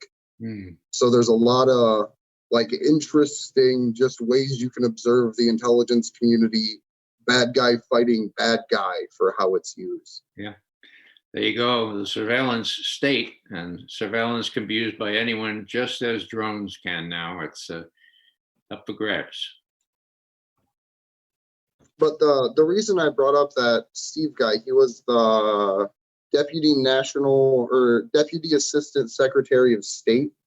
He was talking in one of his videos a while back about Trump's removing us from the Iran deal. And his assumption was that it really doesn't matter because nuclear weapons aren't the arms race of the day, and that everything has been moved to a technological aspect anyways, that you can devastate a city with a nuclear weapon, but you can devastate a country with intelligence. And so I think that that's kind of the point that we reach now is they can literally at any time take out any one of us socially, if not literally, based on the kind of cars you drive. Well, yeah, I think that cyber warfare is the name of the game now. We started it with the Israelis creating Stuxnet. Now, I don't know if you all know the story behind that, but I do, because I heard people who are knowledgeable about this, people in the New York Times and people who did a motion picture about it. Motion picture, wow, that dates me, doesn't it? It was a movie. Okay, so what do I know about it? What happened here was that the Israelis say Iran's going to get a nuclear weapon. Iran's going to get a nuclear weapon. We're going to blitz them. We're going to get them. We're going to bomb them. We're going to throw rockets at them. And the Bush administration, no, don't do that. No, please do that. And they said, no, we're going to do it. So as a way to buy them off, okay, the powers that be said, look, you intelligence people, you work together with the Israelis. They're really good. You might even learn something from them, and find some kind of cyber warfare way where you could, well, destroy some of those centrifuges. And they did. And did they destroy some of the centrifuges? They sure as hell did. With this cyber weapon, yeah. So it was like physical destruction of the sine qua non to get the nuclear capability that the Iranians need for their domestic thing, not to make a weapon. So anyhow, they did that, and the Stuxnet got loose, as we all know. But those centrifuges were physically destroyed. And with all that as background, before Bush and Cheney left, and then you get Obama. Now Obama's thinking maybe there's a better way, maybe we can negotiate this thing. And his crowning achievement was getting that thing glued together. And it made sense for everybody. For everybody, it made sense. And there's been no rationale that Trump or Bolton or anybody else has adduced to show that deal, the Iran deal, the joint deal, was in any way defective. So, who cui bono? Who wants that deal to be destroyed? Well, Israel, the Israel Abbi, Sheldon Adelson, people who fund Trump. I mean, the Israelis have the kind of influence in Washington that people dream of, but could never achieve. But the Israelis have, and they did achieve it. And this is a really good example of how the CIA, NSA, and the Israeli counterparts work this Stuxnet thing out. Now, the irony here, of course, is this was after the entire intelligence community had issued what its prime genre is, a national intelligence estimate on Iran's nuclear capability. And that was November of 2007, okay? And what did they conclude? They concluded, and I quote, Iran stopped working on a nuclear weapon at the end of 2003 and has not resumed work on a nuclear weapon, period, end quote. We say this unanimously, all 16 intelligence agencies, and we say it with high confidence. Whoa, that caught Bush and everybody else by surprise. Amazing. And Bush says in his own memoir, that estimate deprived me of the military option for, and this is a quote, how could I order an attack on a country that the intelligence community says has no active nuclear weapons program? Bummer. So what am I saying? I'm saying that we had an honest chair of that estimate. He's a recipient of our Sam Adams Award. His name is Tom Finger. So it can work. And it did work. And they got that thing out. And it played a huge role in stopping a war that Bush and Cheney fully intended to start, not finish, to start in 2008, their last year in office. So what does that mean? Well, that means that Obama coming in after all this, there's got to be a more sensible way of doing this. And he had really good negotiators. Kerry, not so much, but that guy from the Department of Energy was golden. And of course, the Iranian side was good too. They both made compromises and they had the deal.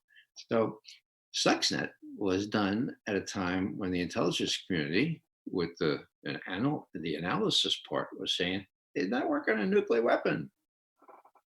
The part with all the money, the operations part said, we got all this money. Let's do Stuxnet, or let's do whatever we can. We got this stuff. Let's embarrass it, or let's work with the Israelis and make sure that they don't attack on their own. We could attack them this way. So again, it's Israeli influence, and the intelligence community admires the Israelis because they're so good at intelligence. And that was the case way back when I was on active duty, and it's still the case now. Ray, Julian has another case management hearing in the morning in London, and we are just about a month away from the extradition hearing. Do you have any thoughts as far as we're getting closer and closer to this hearing? What are your thoughts as we approach this? Well, I'm trying to remain optimistic, but it becomes increasingly difficult. I was with one of his lawyers last Wednesday evening, talked with him a little bit, but he was he was non-committal. I think what you all have planned for the 24th, the week of the 24th, is exactly what's needed. Some of my friends from Veteran Intelligence Professionals for Sanity are in London now, working with folks there, protesting what's happening to Julian. But I go back to what Nils Melzer, the Swiss lawyer who heads up the UN, he's the rapporteur for torture. The fact that last June, when he tried to tell his findings about Julian, and he said, I was as much deceived by the propaganda as anyone else. And when I looked into it, I found that, it's not true, all this stuff. And I was misled, and that Julian is being tortured.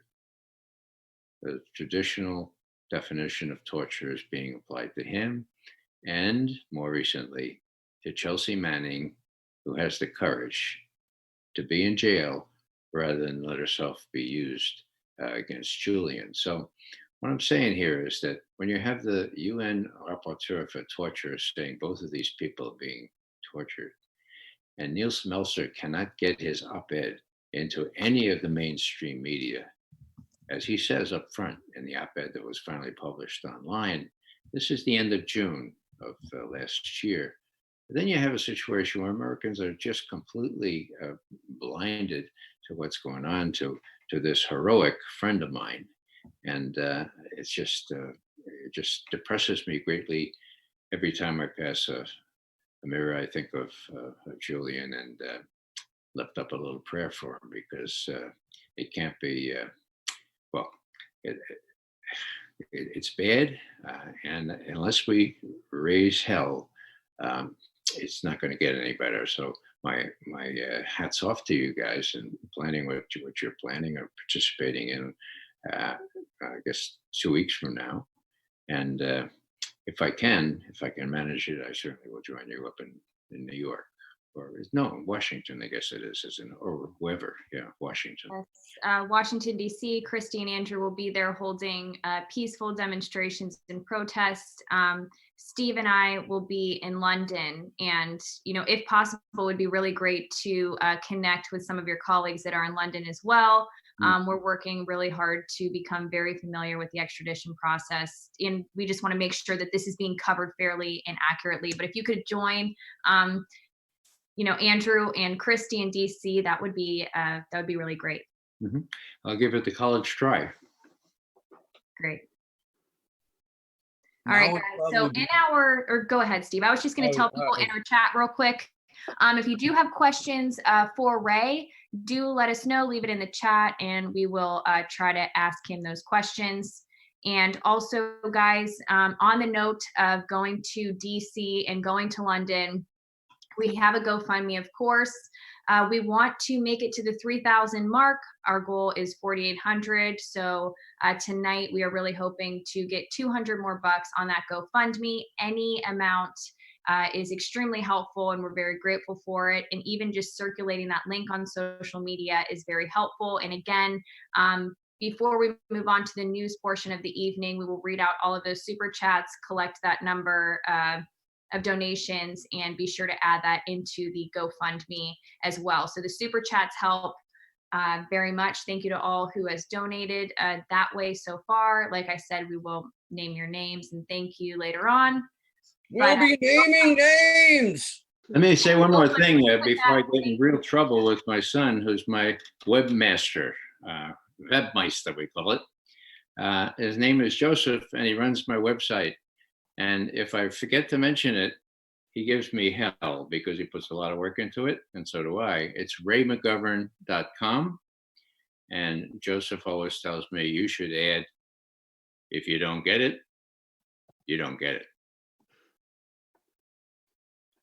A little arrogance there. Well, we do a lot of good stuff. Thanks again for letting me join you. Absolutely. Thank you, Ray, so much for joining us. Yeah, thank you so much. Guys, go to raymcgovern.com. Make sure you check Ray out on social media, on Twitter at Ray McGovern. Great information, and always so happy to have you joining us. So thank you again. Thank you. All right, guys, that was Ray McGovern, of course. Some of your questions you may have had. Ray, I'm sure, will be on again in the future, so we'll use that time to ask some of your questions. But for now, we are going to move on to our news of the evening. And in the future, we are going to be doing this a little bit differently and basically putting this out as its own segment in the future. We'll make it a little bit more formal. And that way we will be able to kind of deliver this news to you guys in a quick, easy, and informative way. And but before we get to that, Steve is reminding me that we need to get into these super chats to thank all of you who have donated that way. Thank you so much. Right now there are 95 people watching, so make sure if you're new tonight that you hit the like button and that you subscribe to our channel, and make sure you hit the bell so you get notifications. I am trying to figure out how to review the super chat. Steve, I think you're a little bit more familiar with how to do this, if you don't mind. Yeah, but I'm not logged in as Action for Assange on YouTube. I got it all pulled up if you want me to. All right, Andrew. Share screen it in Zoom, Andrew, so we can see it. Oh, I probably can, yeah. Give me 2 seconds here to do smart stuff real fast. I don't know how this is going to come up with, but not that one. There we go. Cool. So we have 1, 2, 3, 4, 5, 6, 7 that we've gotten so far this evening. So I just want to say thank you to everybody. We have Rafi00 saying Google whistleblower tariff Simon. Flickoff says super chats are active. Keep up the great work, guys. Castello says have Ray tell the Obama story about JFK. Next time. And we have Andy Gerard saying thanks for all you guys. I'm trying to raise awareness, but no one seems to care. It's an uphill battle for sure. And then we have Allison Irwin. I want to say thank you to her. We have Jack Sith, hashtag Beards for Assange. And then we have Emberg33, thoughts on migrating to Rockfin. So I just want to say thank you to everybody who's contributed through Super Chat that way. Absolutely. And look, it's easy to, it is an uphill battle. It's easy to get discouraged. That's why you have to like take some time to sort your head out. You know, you're allowed to pull back and do a little bit of self-care, figure out I don't know, maybe a different approach, or I don't know. It's just you're allowed to like put yourself on timeout. You are. It's okay. So I see that we have a anonymous donation. Thank you to whomever donated to our GoFundMe. Again, we do want to hit the $3,000 mark tonight, so we need an additional $180 then. So any amount of donation that you could provide us is extremely helpful. And we are going to move on to the news this evening. So I think that we should probably address Glenn Greenwald first. This is extremely, I talked to Graham Elwood about this last night. If you haven't seen that video, do check it out after this vigil, of course. But yeah, yesterday we find out that Glenn Greenwald, who has been publishing excellent journalism through The Intercept and The Intercept Brazil, is being charged with a cybercrime.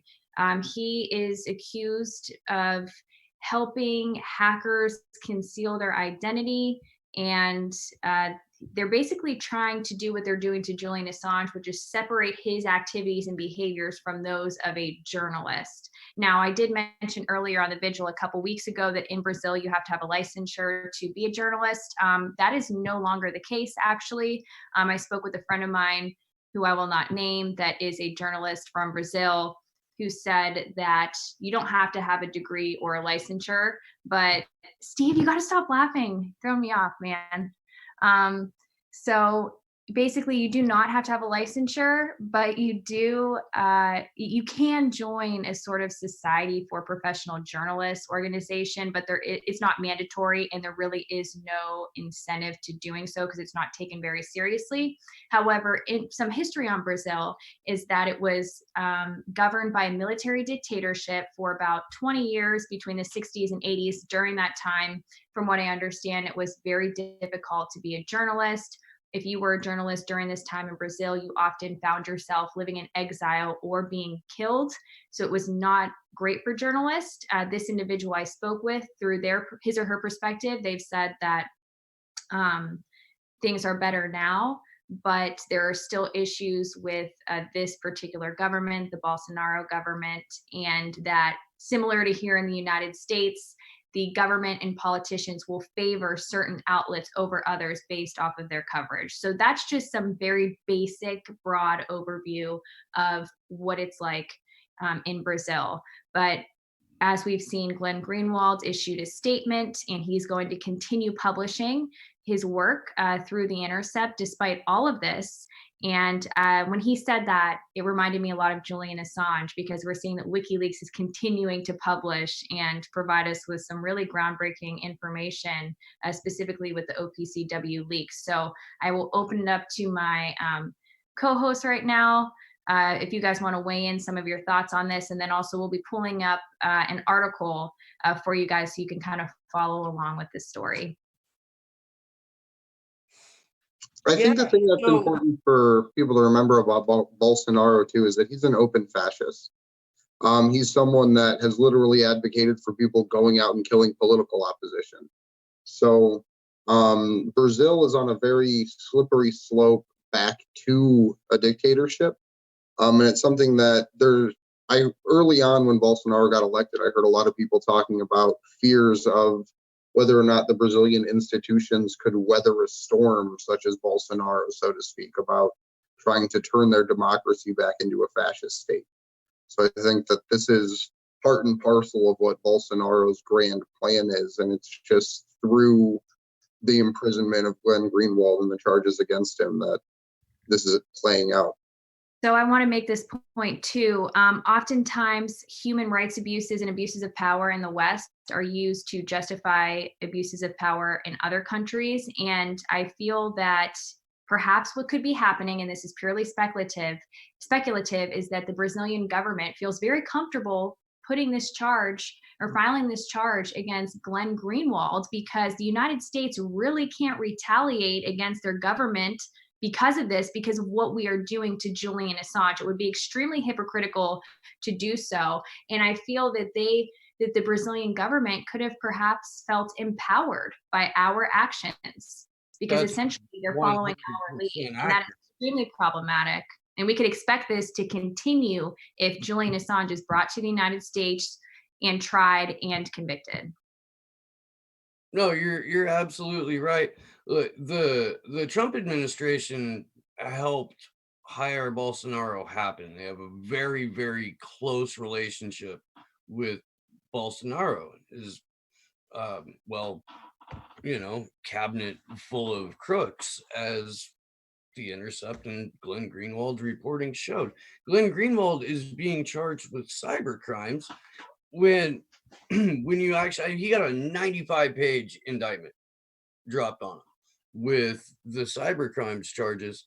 But they're like, he encouraged the hackers to cover their tracks and was communicating with them as they were actively monitoring officials' private Telegram chats. Telegram is an app that you communicate with, like, at any rate,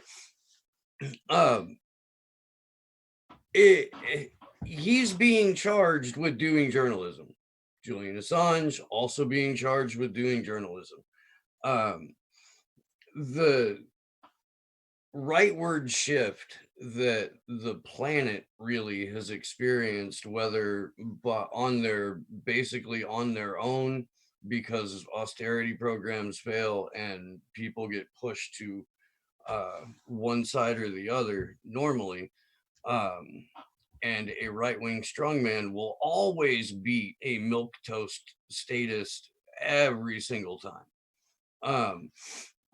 Because of this rightward shift, we're starting to see the war on journalism ramp up. If you live in an authoritarian state, like we do in the United States, like Brazilians do, you are going to see this. And the United States set the precedent that it's okay to arrest someone for doing journalism. You can go ahead and charge them with whatever, as long as it falls under the umbrella of cyber crimes. This is, Josh, maybe if you could pull up the Common Dreams article. This is something that Glenn Greenwald was already done and over with. Last year, Bolsonaro flat out announced, hey, I'm going to target and investigate Glenn Greenwald and The Intercept, and suck it. And when they actually tried to do that, the Brazilian Supreme Court stepped in. They said, no, Glenn Greenwald has the right of every constitutionally protected journalist here in Brazil. The Intercept, they're fine. You are not allowed to investigate. So they scratched their heads for a few months. They watched absolutely nothing occur in the United States that made it look like there was genuine opposition to having Julian Assange be extradited here. And so they followed suit and created almost an identical, indictment for Glenn Greenwald. The parallels are everywhere. Yeah, and his attorney has spoken out about this, and Julian Assange's attorney, has spoken out about this. In particular, she went to Twitter talking about the similarities in the cases, and that basically they're trying to attack the communications that frequently and often occur between a journalist and his or her source, and by making that a criminal behavior is extremely dangerous and will set a really negative legal precedent for journalists in the future. But it's very, very similar, and I think that we can't talk about this without bringing up Bernie Sanders for a second. I do want to, we have to go there, unfortunately, because Bernie Sanders, to his credit, he did make a statement that this was wrong, what was happening to Glenn Greenwald. And I don't want to condemn him for Bernie Sanders saying that. I don't want to condemn that, because that takes away from Glenn Greenwald, and he deserves all of the support in the world, just like Julian Assange. However, I find it very peculiar that Bernie Sanders is, of course, willing to comment on an extremely similar case, but won't comment about Julian Assange. And so this is why we need to put the pressure on Bernie Sanders, not call him out or call him names, but put the pressure on him in an appropriate way and tell him that he needs to stand up for Julian Assange in the same way that he has stood up for Glenn Greenwald. And I give a lot of credit to Jimmy Dore, who tweeted this out. And he said that, Bernie, you need to stand up for Julian Assange, and you need to say that you will free him and that you will pardon him if you are president, and that you support Julian Assange. And so let's follow Jimmy Dore's lead. Let's follow Graham Elwood's lead, and all of these other people who have said that we should not be giving him a free pass on this issue. Yeah, the progressive proverb says Bernie listens to his base and we can move him left. If you are Bernie Sanders' base, this is something that you need to move him left on. It really is. What rang my damn bell was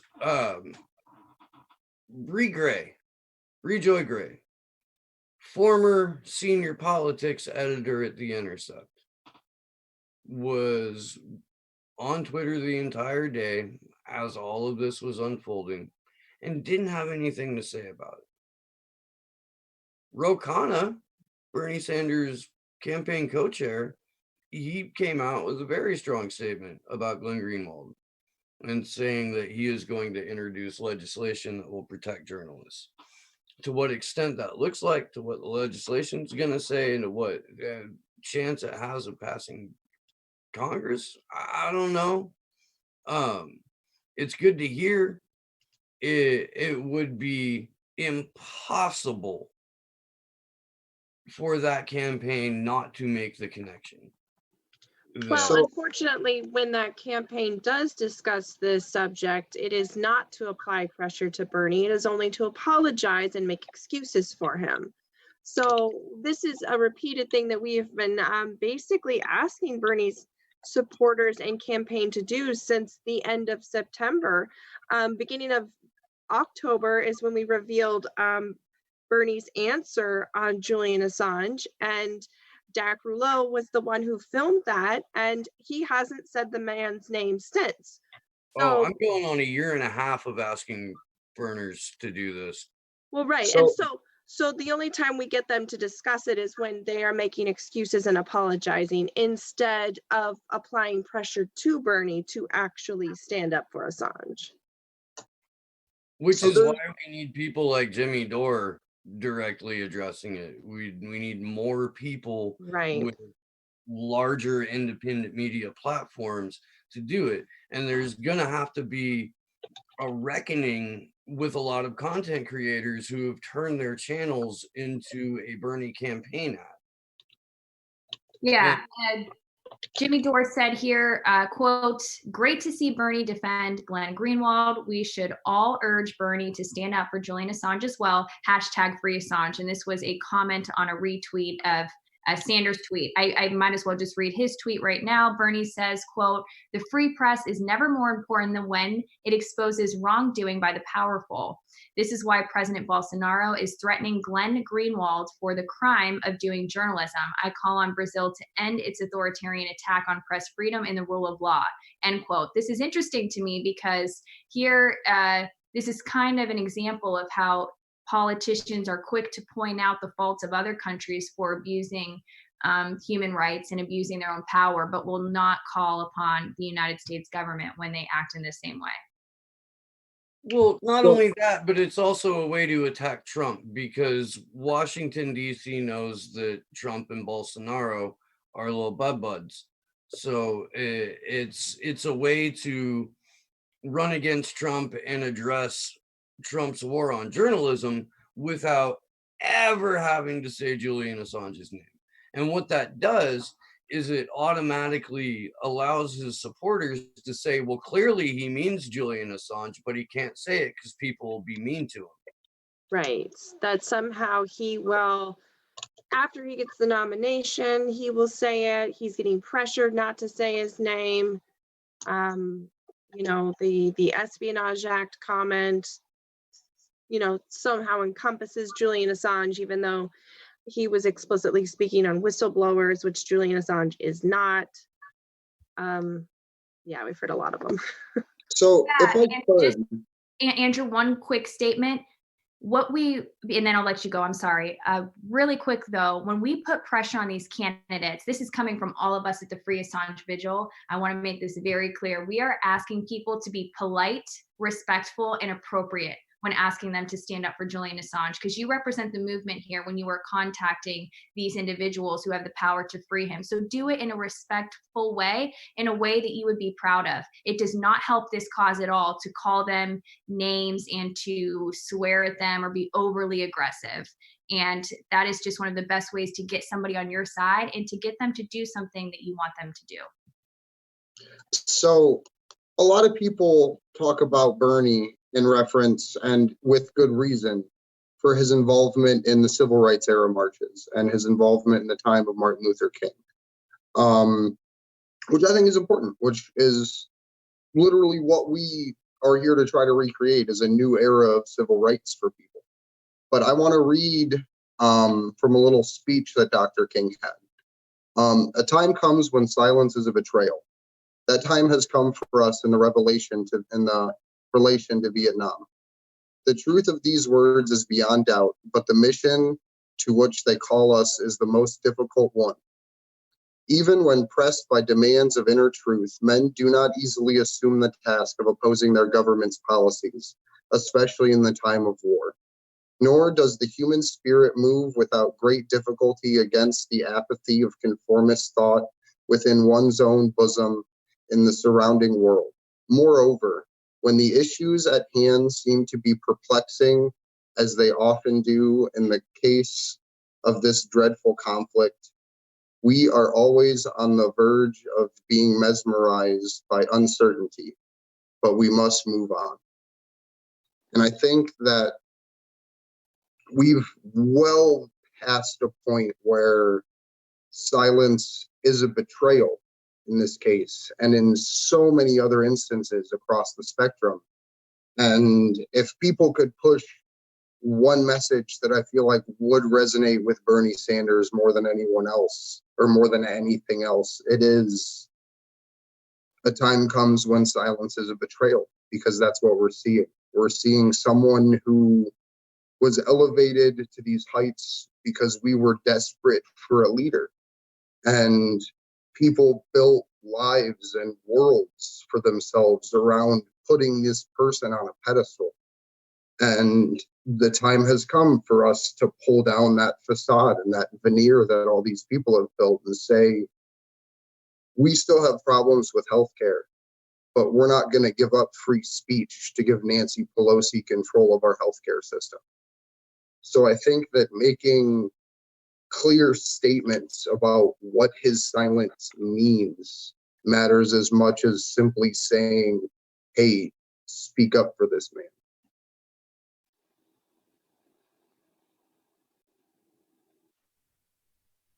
Well, shit, that was spot on there, Andrew. It's rough because I get wound up about it, you know, and I realize that there's probably a gentler path than the one that I take from time to time. But look, it's beyond a shadow of a doubt the largest press freedom trial in history. It's a monumental moment in time that we're living in, and it is not getting nearly enough the attention it deserves. It's not getting the support that it deserves, and we are working our asses off to change that. So yeah, it's important to approach people that are in positions of power, people that are seeking positions of power. It doesn't just have to be Action for Assange doing this. It doesn't just have to be Dak Rouleau walking up with a camera and asking candidates questions. Like, we need more and more and more and more of that. And I hope that's why you're here with us tonight, so that like maybe you will go out and start doing that as well. This is vital. Yeah. And if you are new joining us tonight, make sure that you do subscribe to our channel and that you do hit the bell so you know when we go live. We do this every Wednesday evening at 10 p.m. Eastern Standard Time, 7 p.m. Pacific Time. So do subscribe. You could follow us on Twitter as well at action_4Assange. One of the things, Glenn, go ahead.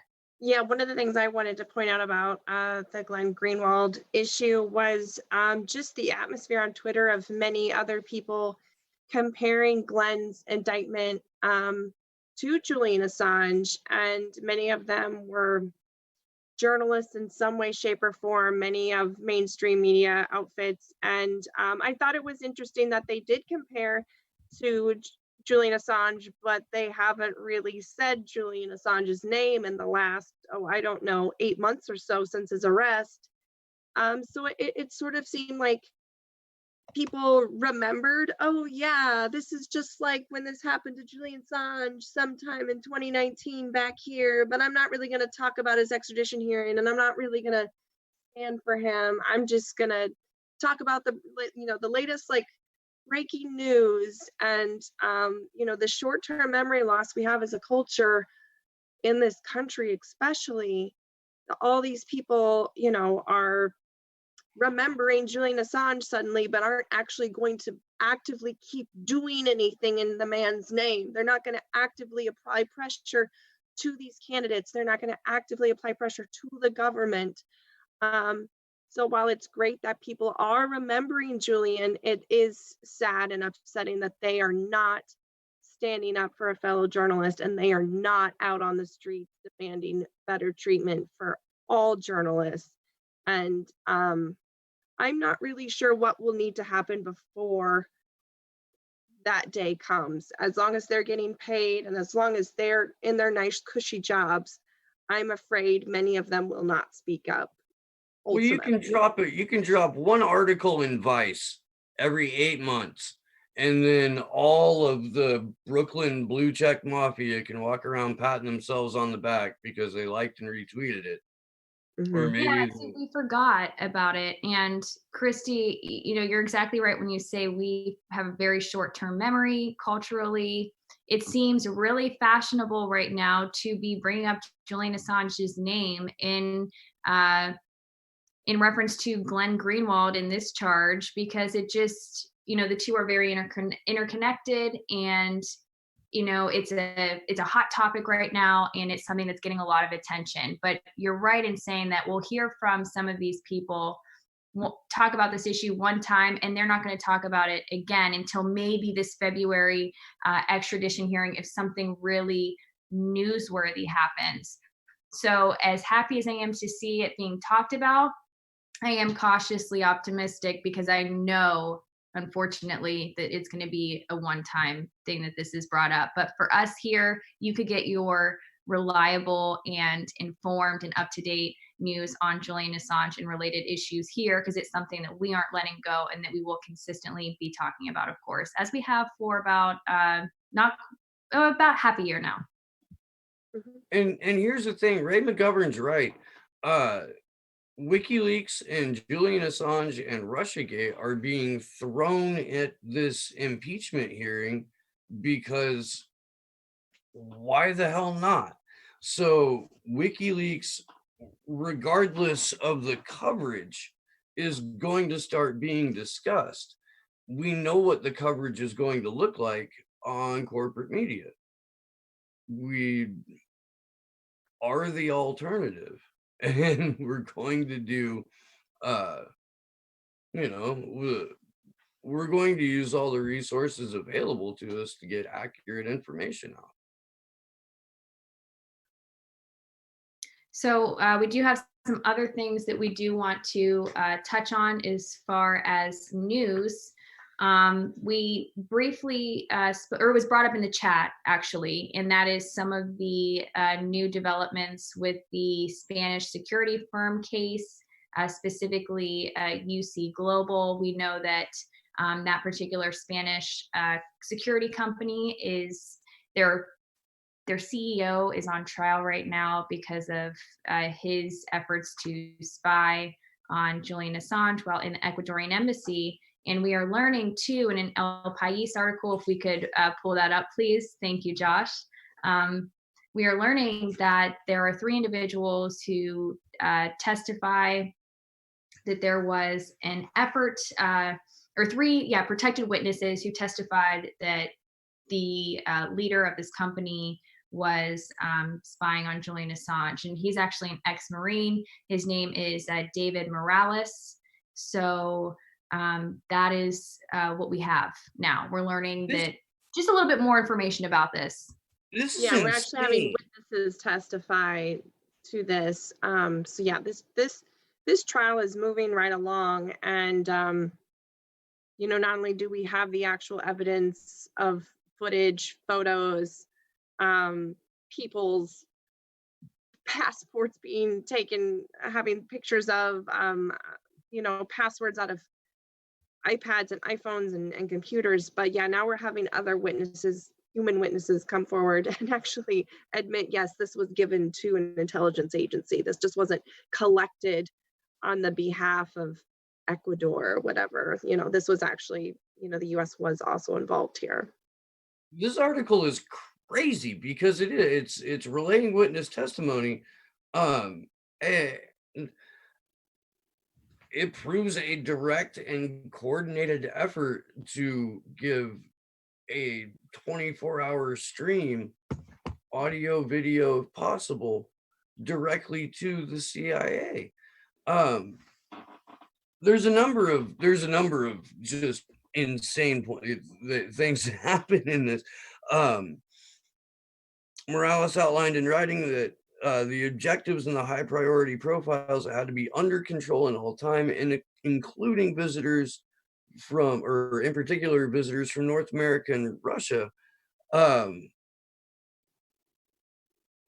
Julian Assange wasn't visited by any Russian citizens. Why would the president of Ecuador be interested in Russian visitors unless he was being directly ordered by either the US State Department or the CIA to make specific note of that, so they could then throw it out in the press immediately in order to drive home the absolute fallacy and conspiracy theory that Julian Assange worked with the Russians to help elect Donald Trump.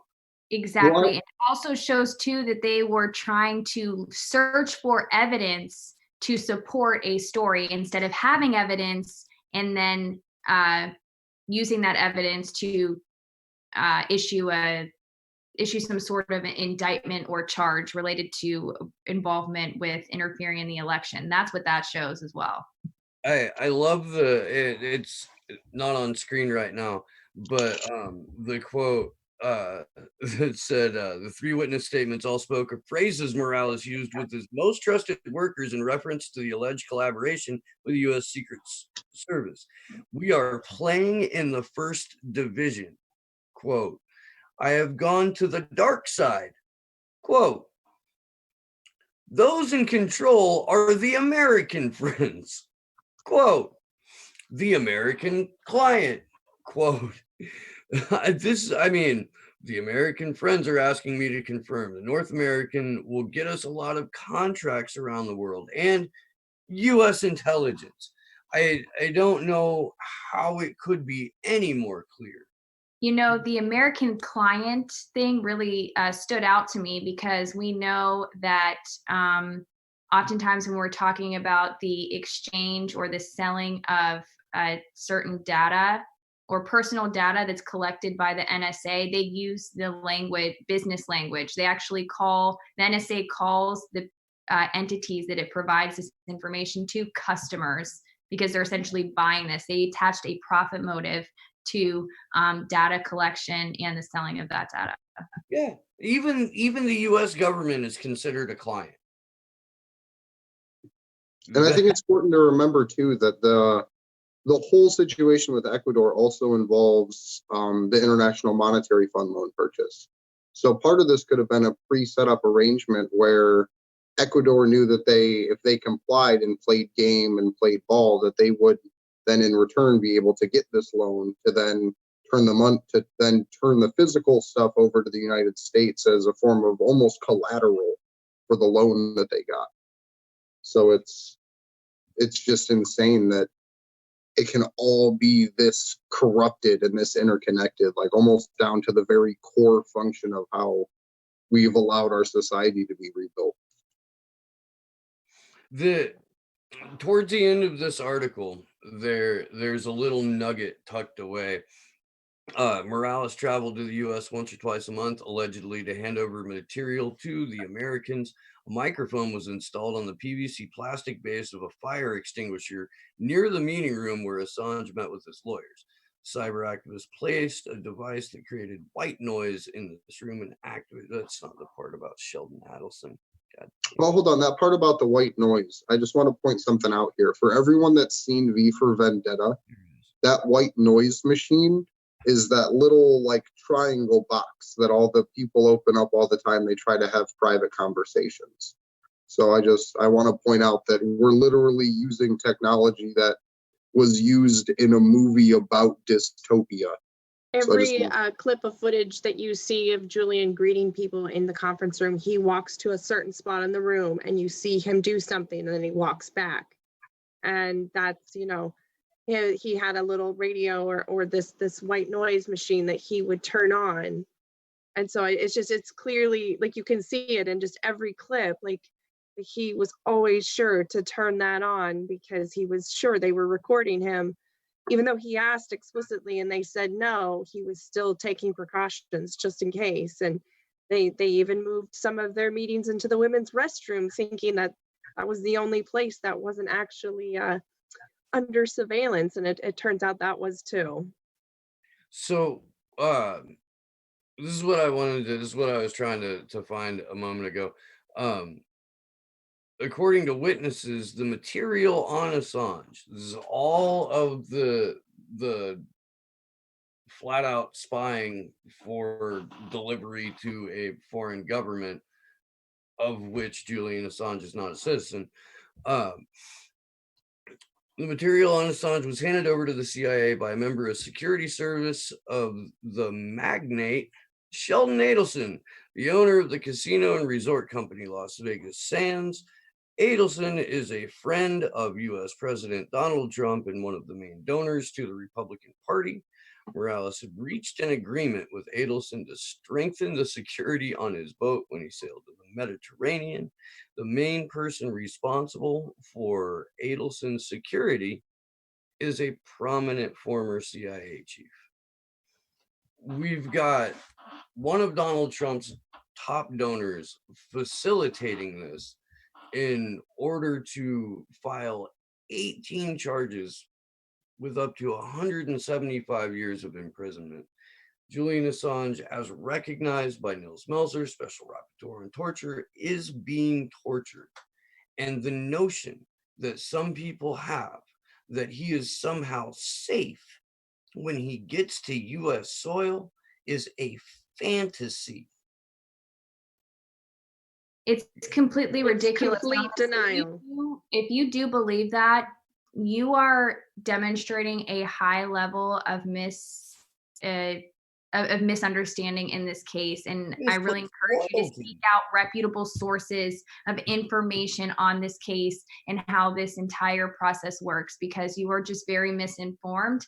And think about that idea. Does that make any sense? That he would actually be safe coming to the United States? That makes absolutely no sense. In a trial in the Eastern District of Virginia. That it's true. And that's why unfortunately, the propaganda that has been used on the Trump base has been incredibly efficient in subduing them into believing that he would be safer if he was brought here. And there's been a whole host of explanations for what he would or would not testify in court to save the salvation of the American public from the corruption in our government, and it's simply not the case. And he doesn't have to be here to do that. Exactly. We live in 2000. If he had information that would be useful in an American trial, he could in fact testify from anywhere in the world. He could have done that from the embassy. And he not only had offered to work with Americans when Chelsea Manning was imprisoned, but that they never engaged him on that. And so the idea that Julian Assange, who is probably one of the most principled people of our times, he's built this incredible organization, WikiLeaks, with 100% accuracy, would go against his principles and just sit on a stand and release sources and just spew information is just highly ignorant to his character, to what he represents, and to what he has gone through for the last decade and the persecution that has followed him, his staff, and anybody associated with WikiLeaks. If you think he is just going to sit on a stand and sing like a bird, it's disgusting to think that people think that. And if you do, then you really do not understand who Julian Assange is and what he represents. Not only that, but I can't reiterate this enough. This is the Eastern District of Virginia court. This is espionage court. This is a national security case. All testimony is closed. There is no open gallery. There is no room full of intrepid reporters, recorders a-waving, waiting to hear what Julian Assange has to say. That is not going to take place. John Kiriakou was in that court. He has said multiple times, not just on this vigil, but on Unity for Jay, on One versus Five Eyes, on my show Slow News Day, on Jimmy Dore's show, and a number of other places, that the jury is comprised of people who are, if not directly related to, certainly familiar with a member of the intelligence community. On top of that, his lawyers aren't allowed access to material that's being used against him because of national security concerns. This is something you're just gonna have to rip the Band-Aid off of. It's up to us to motivate the people who may be able to do something about this, and we need all different kinds of people from all different kinds of backgrounds in order to do this. We need you to talk to your friends about it. We need you to be the person in the community that educates people on this, and you need to have the right information when you do it. That's what we're here for. Exactly. The only one requirement it is to, be a part of this is just that you support Julian Assange and you want to see him be freed, and that you support Chelsea Manning. That's it. Political affiliation doesn't matter. We are not looking to exclude people because of their political affiliation. Everybody is welcome, and we need people of various backgrounds and political ideologies to work with us in this movement. Now, one of you, Allison Irwin, has asked us about a recommended reading list. So first of all, we do have some recommended reading lists for you. Of course, wikileaks.org being one of them. But as far as actual books, Cypherpunks is a great one. Also, Women, Whistleblowing, and WikiLeaks is another. I would also read When Google Met WikiLeaks and the WikiLeaks Files. That's a pretty big book. I have it, and there's quite a bit of information in there. I have not gone through all of it yet, but that's another good one. And then there was just a recent one that was released, The Case for Julian Assange. That's another one too. Guys, any other suggestions? I highly recommend, I put it in the chat, the Pinterest board, the Unity for J Pinterest boards. I think every article Julian Assange has ever written or been any interview he's done in written form or video is housed in those Pinterest boards. Also, other articles written about him, about his case. The Pinterest boards have, I believe, over 6,000 pins now, and it's just a treasure trove of a library to find all things WikiLeaks and Julian Assange that have been done over the years. I'd also recommend Confessions of an Economic Hitman. I would recommend The Age of Surveillance Capitalism. For a head change and a perspective shift, I would recommend The Story of Abbi by Daniel Quinn.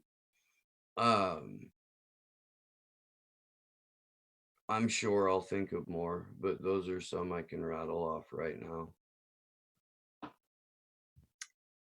So what else do we need to touch on for news this evening? I know that there is a hearing to take place tomorrow. There are some activist dates that we'll also make you all aware of. I believe there was something else on Twitter that we wanted to discuss. If we can maybe pull that up on the screen.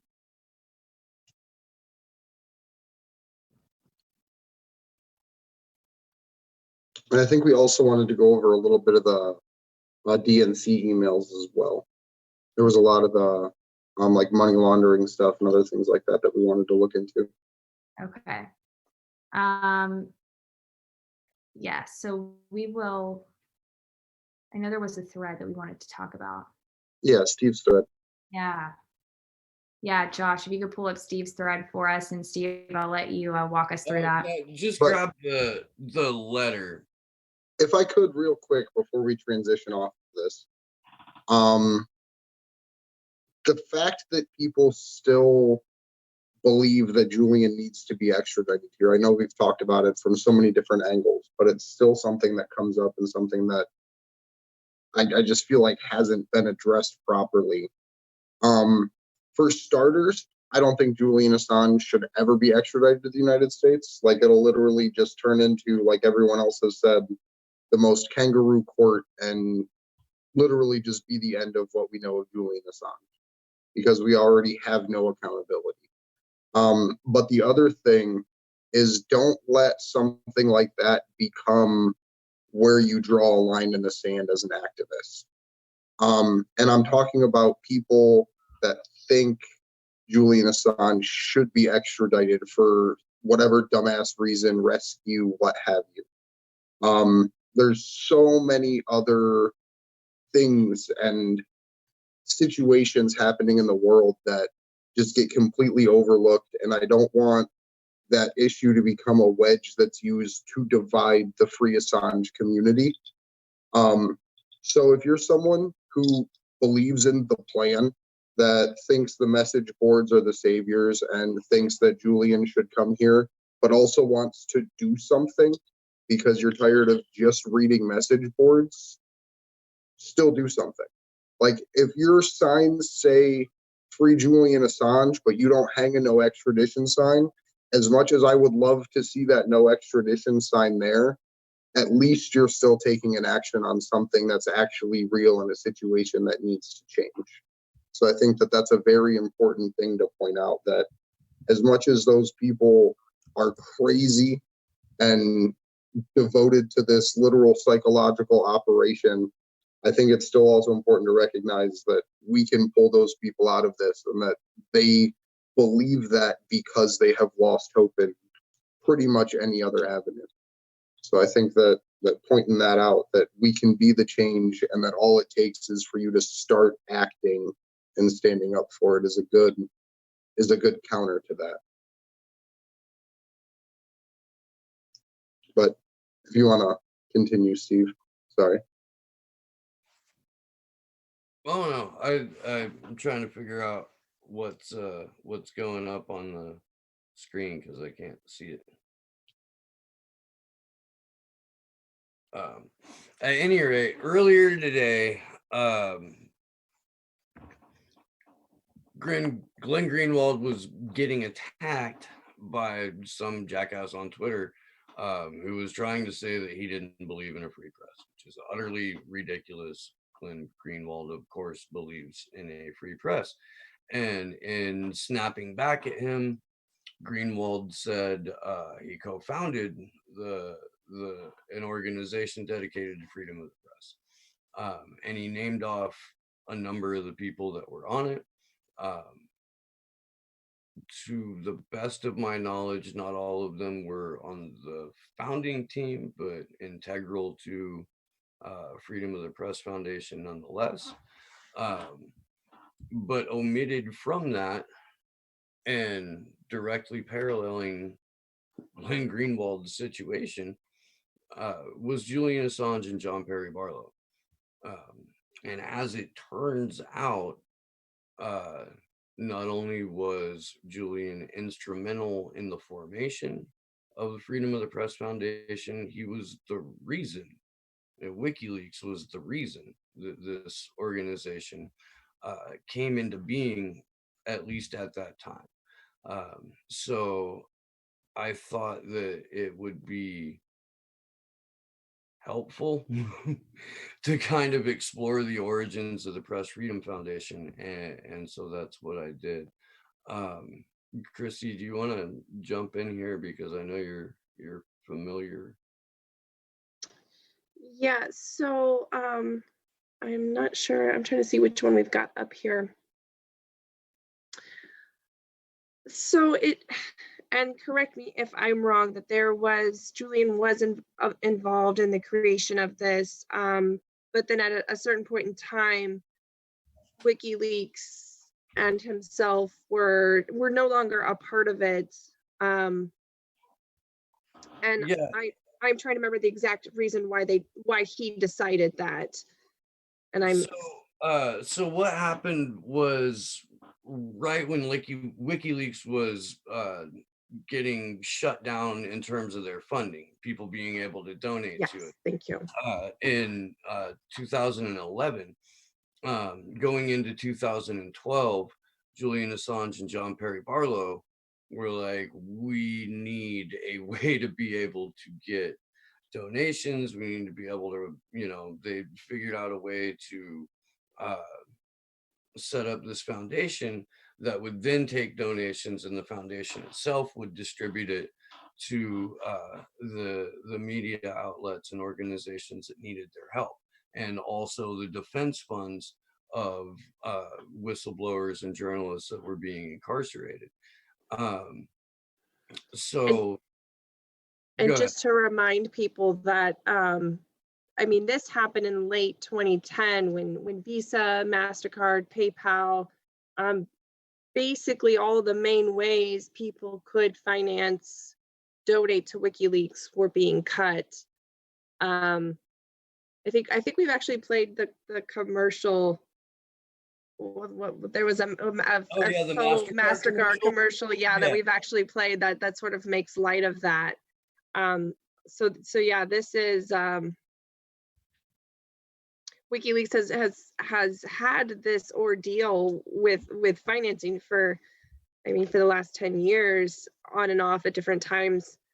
But it also shows how quickly after they started publishing the Iraq war logs, collateral murder, the Afghan, that these companies were pressured essentially to not allow any financing to WikiLeaks. So it just shows you how quickly this really did happen in 2010.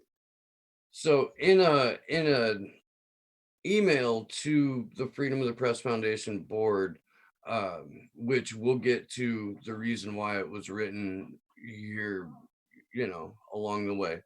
But in Julian Assange's own words, the FPF originated in a meeting between John Perry Barlow and me at the Frontline Club in London in 2011 and subsequent phone calls. This is not to diminish extraordinary work of numerous others who subsequently became involved. The financial blockade was one of several fronts we faced, along with a U.S. grand jury, a Pentagon war room, their term, not mine, and an intense propaganda offensive by the US military, the political class, and virtually all establishment media. Barlow and I decided it was critical to set up a First Amendment organization in the US to improve WikiLeaks process for survival, since the majority of its donors are in the United States. They determined that they needed about 15 grand US in order to launch this foundation. WikiLeaks put up 2/3 of it. So the impetus for and the majority of the financial backing for Freedom of the Press Foundation came from Julian Assange and WikiLeaks. The founding board, as it existed, was determined by John Perry Barlow and Julian Assange. The mission statement for Freedom of the Press Foundation was written by Julian Assange. His legal team, and Jen Robinson, I believe, was one of them, was part of figuring out what the legal argy-bargy for all of it. Like the point that I'm trying to make is that they were an integral part of the creation of this organization.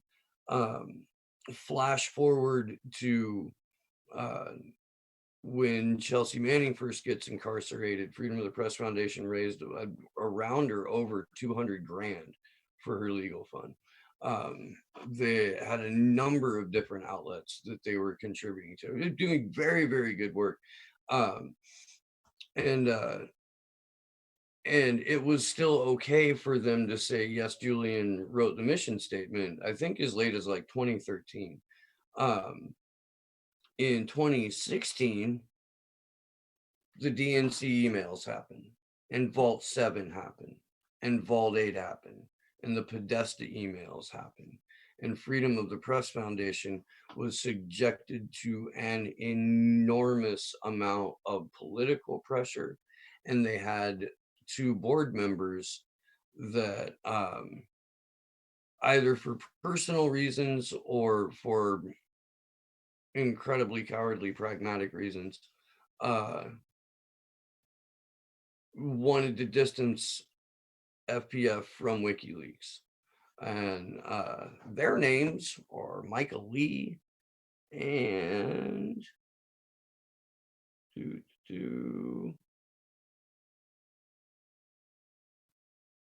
Jardine. I can't.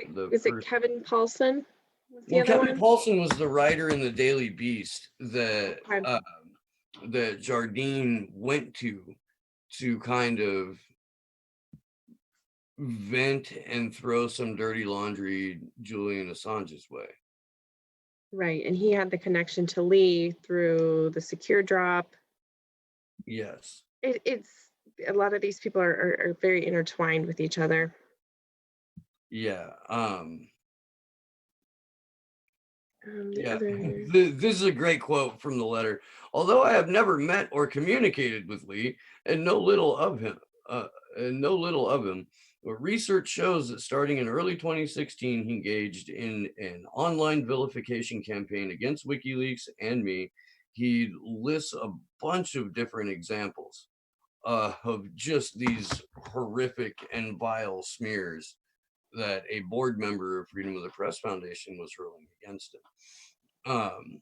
It came to a head where Freedom of the Press Foundation, after this article comes out in the Daily Beast, gives WikiLeaks like 10 days to wrap up their business dealings with FPF.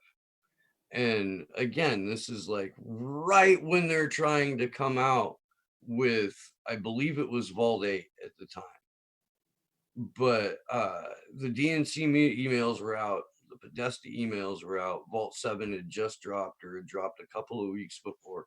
It was the most critical moment that WikiLeaks had for a long time, given the amount of pressure that they were under and the amount of galvanized political force being used against them. And FPF severed ties with them. And now you are hard pressed to find a statement from them mentioning Julian Assange.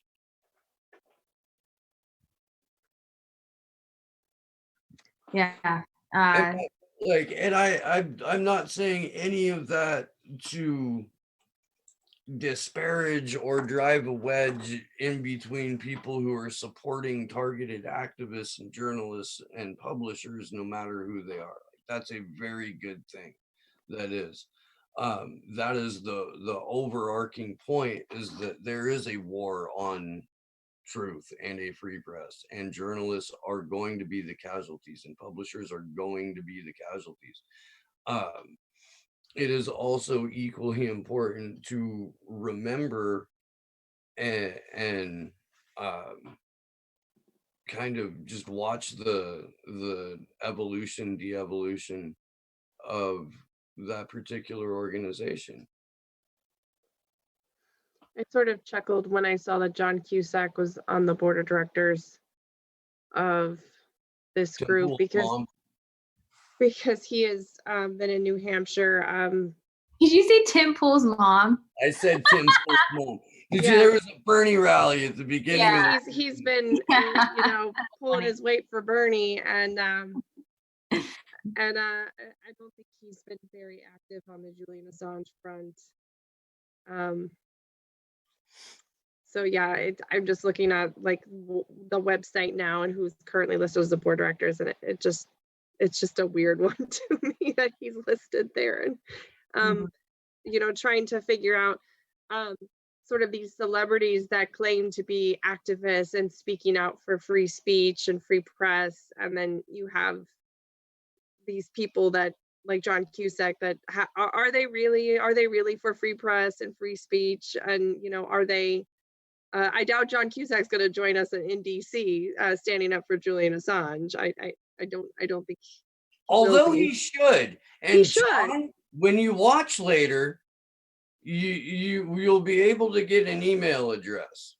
Right. So John Cusack, support the GoFundMe. Come to DC and protest. Know us, you really are for free speech and free press, and all will be forgiven. So do we want to move on? Yeah. Okay. So I know we wanted to talk about the DNC leaks again. However, there was also an article published in Elle magazine that we also wanted to talk about. So let's touch on that first.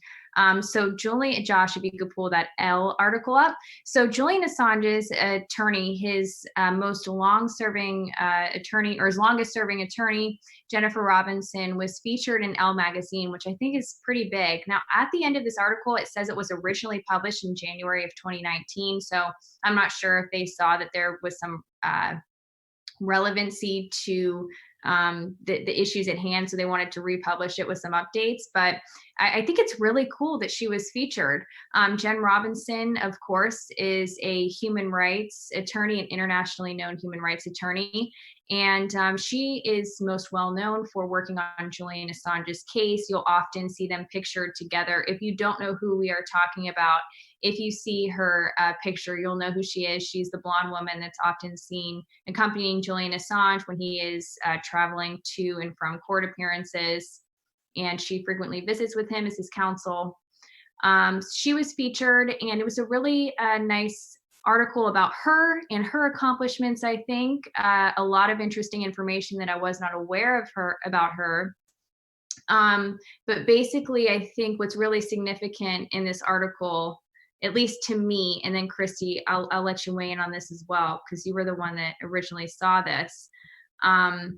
She makes the point of saying that she, of course, has other cases that she's working on. She is an attorney for the actress Amber Heard and also some other high-profile political individuals. So she has a lot of cases. But about the Assange case in particular, she says that, and this is in reference to Julian Assange being under attack by the DNC for the hacked emails. She says, quote, WikiLeaks and Julian Assange received and published the information in the public interest. And quote, they don't hack, they don't determine what they get, but if they receive it and it's newsworthy, they'll publish it. Had WikiLeaks received information about the Trump campaign during the election that was newsworthy, they would have published it. And Julian's position about the Clinton material is that if he had received Trump information and sat on that, wouldn't people have been upset with WikiLeaks, end quote. So that's just kind of to debunk this consistent piece of misinformation that many people like to bring up in claiming that Julian Assange helped Trump get elected. Of course, it's coming from his attorney, but still, these are very valid points, and she would not be able to say this if it was not true, of course. But it's a pretty lengthy article, but it's very interesting, and I encourage everybody to check it out if they have not already. Yeah, there is a story in there where she talks about her community priest who married and baptized many of the people in her family, actually committed suicide after finding out that children were being abused in their church, and trying to take it to higher up in the church and the police, and nothing happening. And it really sort of set the stage for her and the importance of whistleblowers and protecting them, which I thought was just a really interesting story from her past on how she has become such a passionate lawyer for human rights. My one qualm about the article is that they do say there is a sexual assault charge from Sweden. And of course, we really do want to be a stickler that words do matter when we talk about this case, and that when articles talk about charges coming from Sweden, that is not actually correct. It's not accurate.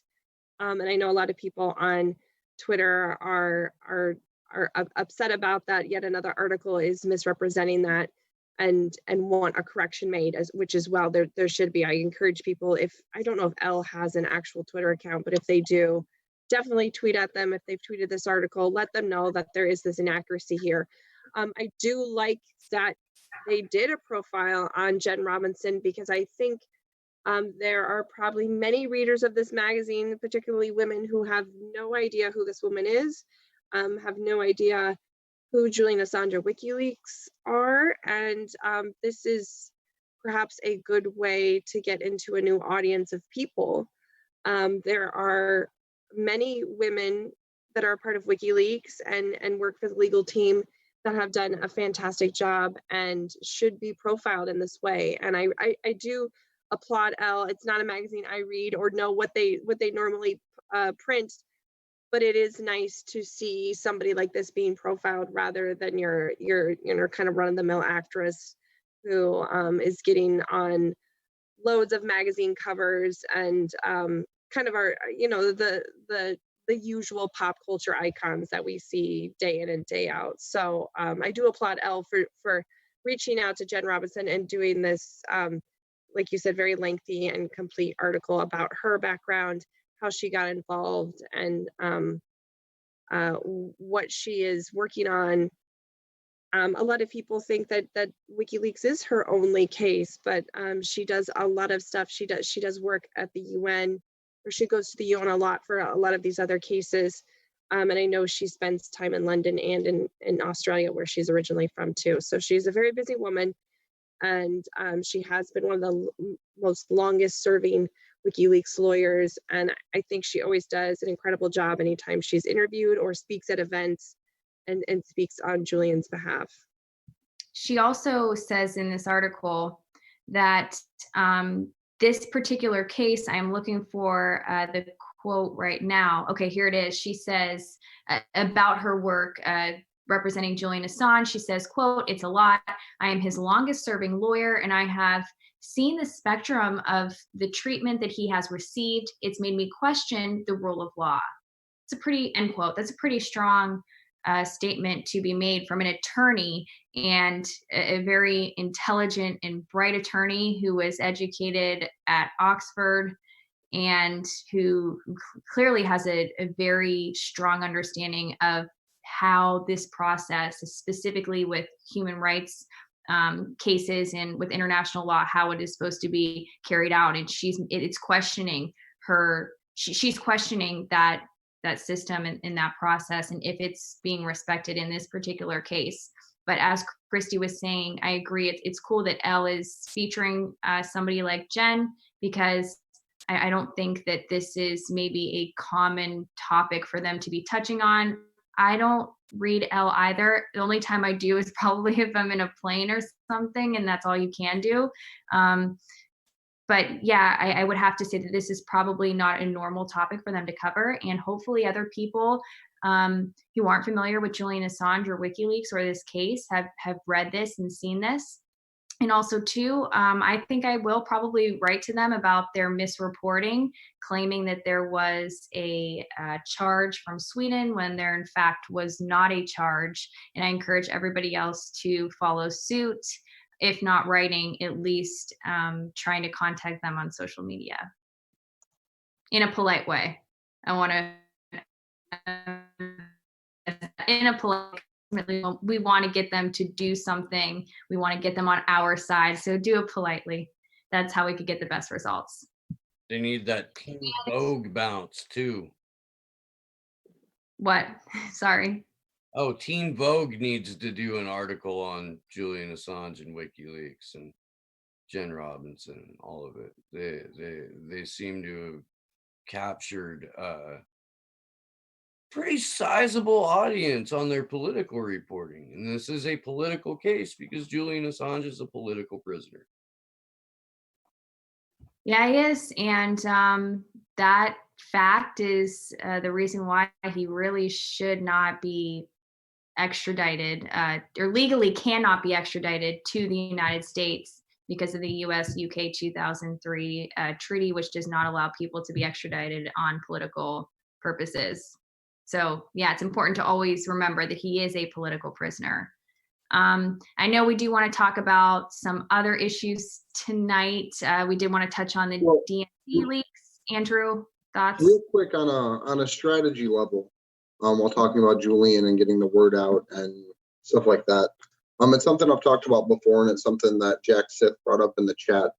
One of the ways that I think, as terrible as it may sound to actually try to do, one of the ways that I think would be most politically advantageous to try to get Julian free would be to engage the Trump base at Trump rallies on an issue-specific manner, speaking only about Julian Assange and what Trump has said previously and where the situation lies about it now.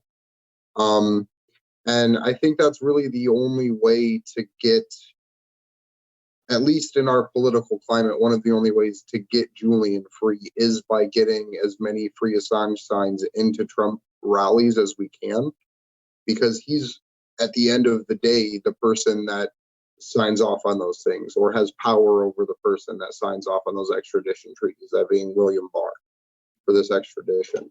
Guys? So I was just going to say, engaging the Trump community in that way, specifically about Julian, starts to unravel so many of the things that people put as concrete belief in Donald Trump. So it's a good way to start at least showing them the truth about the world and where their beloved hero lies. So what I was bringing up was I got a DM from the Denver group. I can't pronounce this person's name. Sirion O'Reilly, a supporter of Julian Assange, has tweeted out, I don't know if I even want to go there because I don't know if this is related to Manning or not. Does anybody know? Christy, you're muted. Let me go look at it first before we talk about this. Okay, because Let's hold off for just a moment. Okay. That would be some crazy breaking shit. Right. That's why I do want to talk about it. Yeah. If it's true, let's see though. I didn't know if anybody else got information about this or we want to hold off. But I didn't want to bring it up right away. Okay. Yeah. Well, guys, we are going to hold off on that. it seems a little bit strange. And of course, we do not want to be spreading misinformation here. So we're going to hold off on this. And if we have anything to report to you all, we will do so.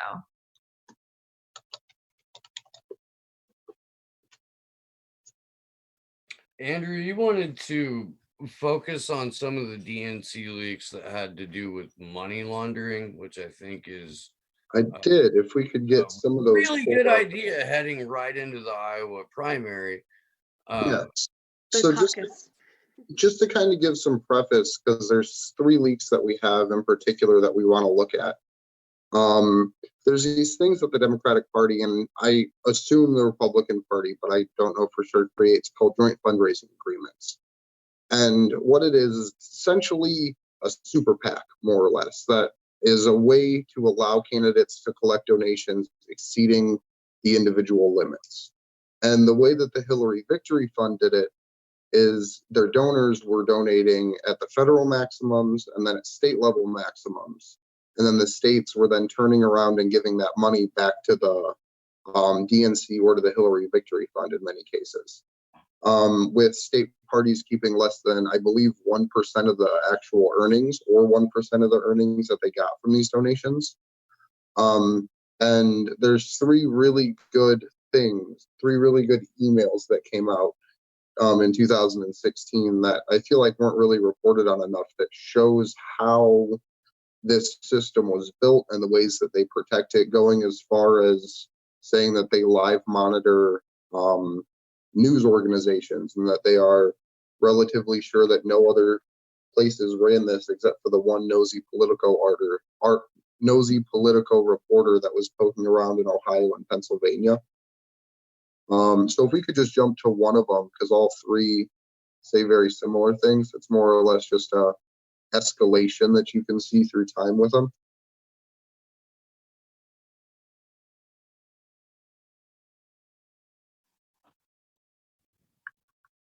I don't know which one's on screen. We have the Politico asking state parties about HRC FJA direct transfer back to DNC. So let me make sure I'm looking at the right one here. So this is the one where they talk most specifically, if you scroll down to the bottom, is where the conversation actually begins. About I believe it was 2 separate Politico reporters actually, asking the Ohio and Pennsylvania Democratic parties about funds transfers.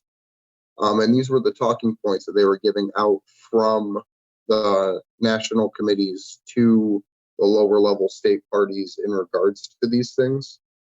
And it reads, "We welcome any effort by our candidates to help raise money for the DNC and state parties. Similar agreements were set up with both the Clinton campaign and Sanders campaign early in the cycle, precisely because of the urgency to build a strong national infrastructure.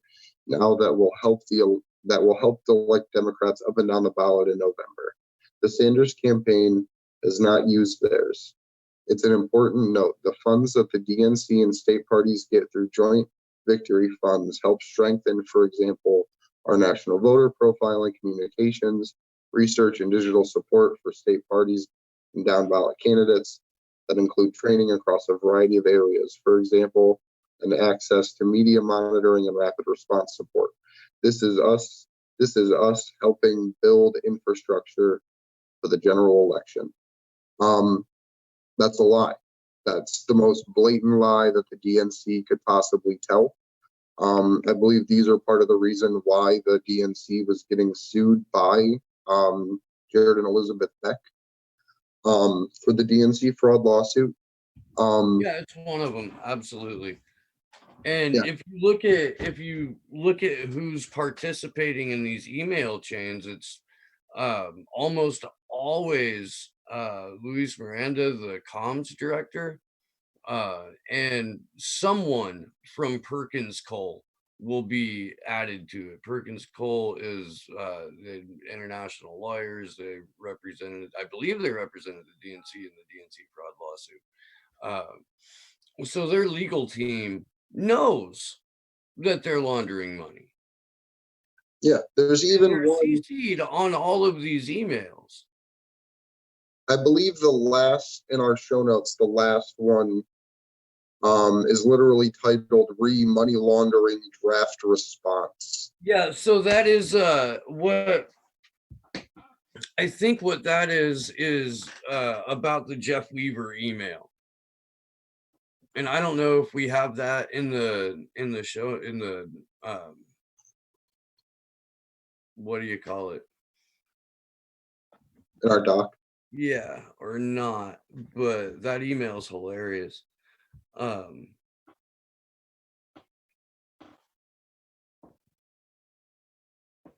no, the way that this plays out, and even when they're starting to panic about, Politico looking into this, messages coming in from lots of state parties where he's asking about FEC reports that show transfers from state parties to the DNC of the exact dollar amounts raised by the Hillary for America state party JFAs. So in other words, let's say Hillary for America raised $300,000 for Pennsylvania Dems. Pennsylvania Dems send that money back to the DNC. Yeah, that's, I assume he wants to write this money won't be used for state parties or down ballot races, but that's all it's going to, but that it's all going to the DNC for the presidential campaign, and the state party JFAs are a workaround, which is in fact the reality of the situation. That's exactly precisely what happened. And they're laying it out flat in the email, predicting what the guy's going to write because it's what occurred. And then they go as far later on, a little bit further down in there, to say Politico got it wrong. Their claims that the state parties only got 1% of all the money being raised is incorrect and comparing apples to oranges. They reference the total amount of money that has been raised, but of that, many millions have been raised for state parties and just hadn't been distributed to them yet, nor has it gone to the DNC or anywhere else, because this is the money for the general election, and coordinating campaigns are just now starting to build at state parties. It is perfectly understandable that not all of the Hillary Victory Fund money owed to the state parties would have been distributed yet. Taking money out of the primaries and dumping it into victory funds and essentially bankrolling the DNC from big dollar donors putting money in at the state parties really isn't anything new. I think it was actually after Obama's election that the DNC was left more or less completely broke and running on shoestring budgets across the country. And for example, here in Ohio, I was active during that time as far as working on political campaigns and meeting with people in the state Democratic Party. They would literally tell you, we can't find candidates to run in these places. We don't have the money to do recruitment drives. We don't have the money to do training seminars. It comes down to candidates training other candidates to do this. And it was literally at that same time that this Politico article was coming out about money just being ripped out of the state parties. And this is something that hasn't been addressed within the DNC, hasn't been addressed at a federal level for the money laundering that was permitted in violation of FEC laws, because they knew that these donors were giving money to the state parties specifically to get around campaign finance laws. So the whole process, start to finish, is rigged. It is controlled and deliberate, even down to the way that they allow journalists to report on stories. So it's just not addressed. And I think that putting this front and center for people again is a great way to try to remind people that voting inside of a rigged primary, inside of a duopoly, only gets you the same results as the election before it. And look, the DNC is currently basically broke. Right now, they need a cash money savior. And whoever steps in to do that is going to 100% control the outcome of the primary. And then with anti-establishment candidates, anti-establishment revolutionary candidates running inside of that skeleton party, all it's doing is trying to glue meat back on the bones, essentially. They're trying to rebuild what was lost instead of just saying, hey, this is rotten to the core and starting something new. Well, and one of the main reasons that they can't field candidates in certain areas is because they had abandoned those areas from about 1996 on. The Democratic Party as a whole just sort of receded back into their corners being major metropolitan areas, and ceded vast swaths of the country to the GOP. Now, what this does is creates like a false sense of opposition, the Mick resistance, the fake resistance, because they can now encourage all kinds of progressives to run in these red ass districts. Sometimes they even win. Well, you have fucking candidates like the Justice Democrat, real quick, that ran in Kansas. I can't remember the guy's name, but his primary was literally openly rigged against him. Like, they changed the numbers on live TV. Yeah. And it was Cenk Uygur that came out and ran Fire Shield for the establishment that said, no, like, they wouldn't rig an election. This is a Republican district. They're not going to rig an election against a Democrat. And it's just crazy. Goddamn cable news on the internet guy. Dude, I know, man. It hurts. He's painful. He really is. I can't. He wasn't all that bright before the Katzenberg money, but now it's just. Is he over 40? Cenk, he's like 50. Probably 50. Okay, so he's well past Joe Biden's point of prostitution, the 40-year-old mark. Well past Joe Biden's point of financial prostitution. Joe Biden, dude, he was just freaking out on there's a video circulating of him losing it on someone. He is the Cam Brady of U.S. politics. I saw it during this vigil. Yeah, no, he gets all up in a reporter's face and he's like, why?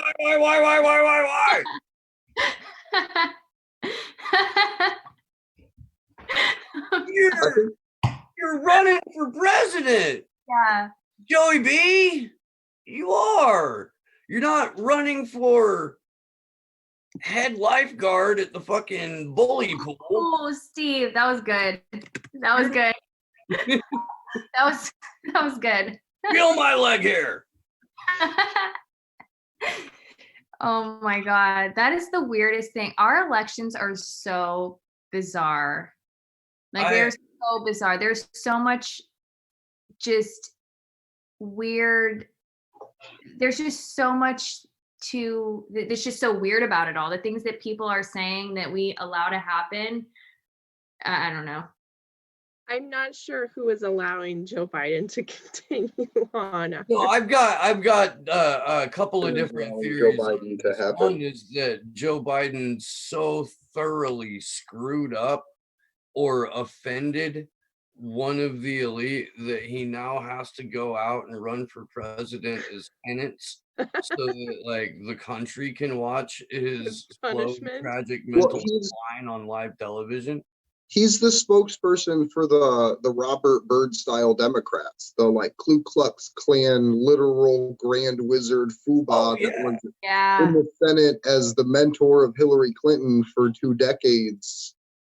Democrat that passed away a few years ago. Democrat that was a KKK grand wizard guy.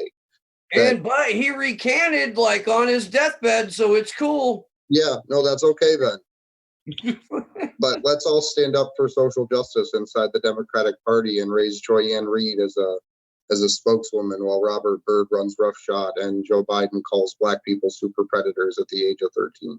When he's eulogizing Strom Thurmond, he does this fake Southern accent where he's like, I'm the only outsider in the room, and it's like, God. Why do they do that? Like, it's so, politicians are the most inauthentic people. And honestly, there's a video of Tom Steyer dancing. There's a video of Tom Is that his name, Tom? I keep calling him Tom Steyer, yeah. I always call him, I don't know why. Tom Steyer, of him dancing, and I really want somebody to get a compilation of all of the candidates dancing, because they tend to do that all the time, and it's really painful to watch. They always dance. Well, they could put it to Andrew Yang doing karaoke. Yeah.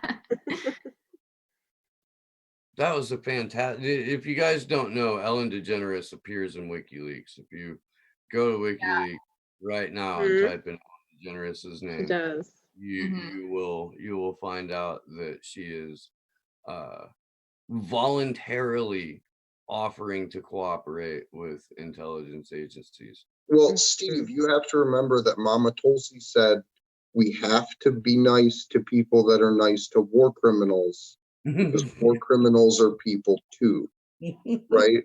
Like, we can't forget that war criminals are sociopaths and don't have feelings, right? Like, legitimately don't have feelings, but they're people too.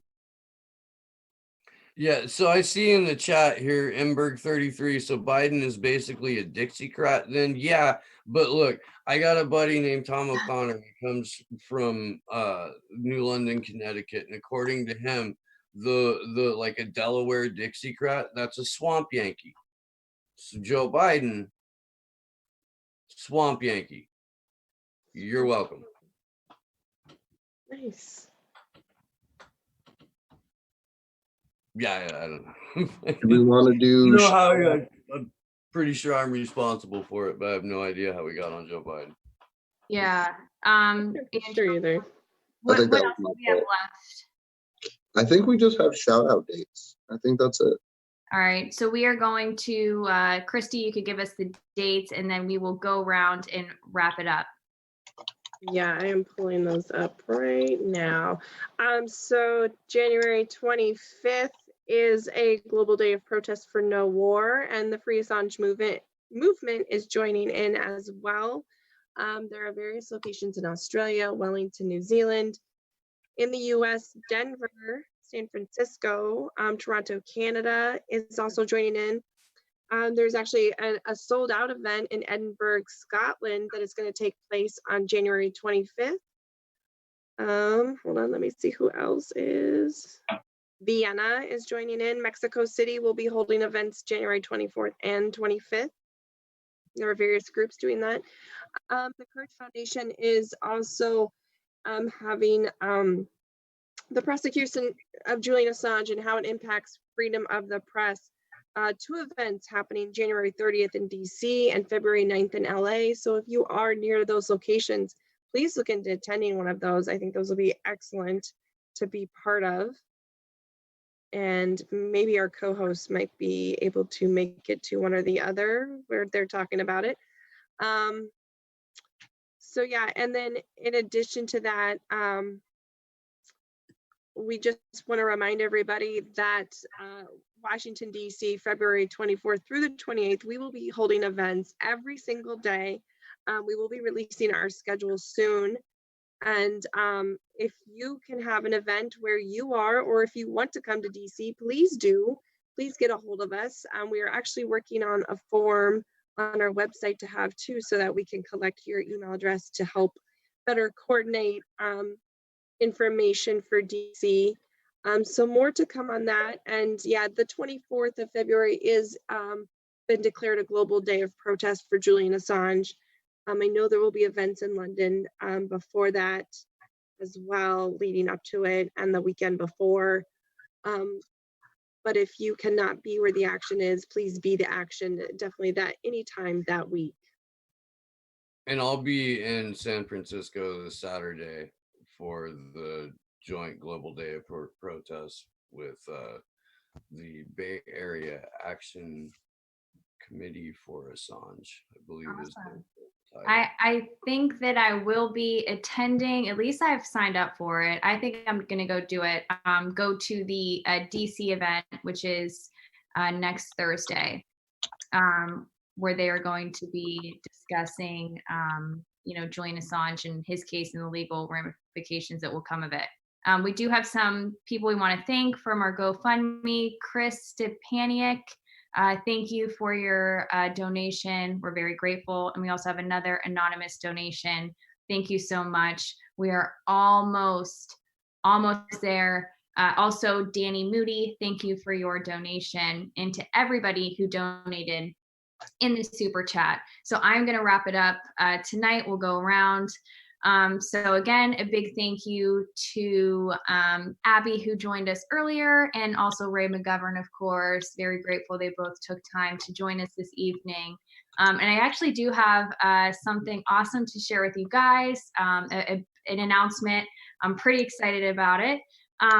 So the week of the DNC, the Democratic National Convention, Myth Informed is a Milwaukee-based organization that holds conferences and like Moines events. And I was actually asked to speak at this event, and I'm super excited. It is on Saturday, July 11th of 2020, this year, of course, during the DNC. The DNC will be taking place in Milwaukee. It's called the Better Discourse event. I believe I will be speaking about cancel culture, and you know that I am absolutely going to bring up Julian Assange. While I'm there, I'm going to prepare something really, really well to say about Julian Assange. This is an audience that I don't know if they're too familiar with Julian Assange or not, but I'm really excited to be able to talk about his case and bring up this issue to people who may not be so familiar. So if you're in that area, do come out to that event, because it's not just me that's going to be there. There's other people and people that you guys are familiar with. So in addition to my speaking, Ron Placone will also be there, Nico House, and Graham Elwood, among other people. But as far as like those who are progressive, those are the other three progressives who are there. So I'm very much excited about this, and do attend and come say hi if you're able to. Thank you, all of you, for joining us. My name is Taylor Hudak, of course, and you could follow me at _Taylor Hudak. Also, guys, do not forget about our good friend, journalist and activist Susie Dawson. If you have not signed the open letter, do it right now. Do it right after this vigil. Go to protectsusie.com and sign that open letter. Share that link on social media. She and her family need our help. Please do that. And also follow the campaign on Twitter at protectsusie. And again, I can't reiterate enough that any donations are very much appreciated and extremely helpful. That signing that open letter is very beneficial for her and her situation, because it's directed at NGOs and other organizations who can help her situation and make her life that much easier. So please do that. Again, that's protectsusie.com. Thank you guys so much for watching tonight. You can find me on Twitter at Andrew Zigman. I want to give a special shout out to Josh. A lot of people may know him as Abort You, for giving us a hand with the tech. This is the first vigil that I didn't have to click the go live buttons, and that Steve didn't have to pull up the articles. So it was a really, really cool thing. And I hope you guys enjoyed the work that he did, because he put a lot of effort in. And so I just want to give him a big thank you and a big shout out for being a part of this with us and helping us out. My name is Christy Doff. You can follow me on Twitter at Christy Doff. I have also become a regular contributor on the YouTube channel that is done by D. Pierce SSC. So please look that up and subscribe. We have a few videos coming out this week again, and I will be tweeting those out. But be sure to watch all his videos. He's usually posting 1 to 2 a day, and is very relevant with his topics of news and giving lots of different perspectives. So thank you to Ray, thank you to Abbi, and thank you to everyone who has been donating to our GoFundMe. We are getting so very close to being able to pay for our travel expenses, our lodging, and also just any help we can have with protest supplies like flyers, posters, banners, things that Taylor and Steve will need filming over there. We can't wait. We are excited, even though it is not an exciting trial to be part of, but we are excited to bring you guys the coverage and to work together in these different locations and to be streaming essentially around the clock, since we will be so far apart, and really giving you guys your money's worth as far as bringing you a lot of content to our channel that week. My name's Steve Poikinen. I host a show called Slow News Day, which you can find here on the YouTube. If you type in Slow News Day podcast into the search bar, it's like a Tribe Called Quest. You got to say the whole thing. I'm on Twitter at Slow News Day Show. Thank you, everyone, for hanging out with us tonight. Thanks to Ray, and thanks to Abby, and to Josh, who did wonderfully for handling the tech side. Make sure you're talking to people about Julian Assange. Can't stress this enough, the biggest, most important press freedom trial of our time. So, get the word out. In the meantime, good luck to us all.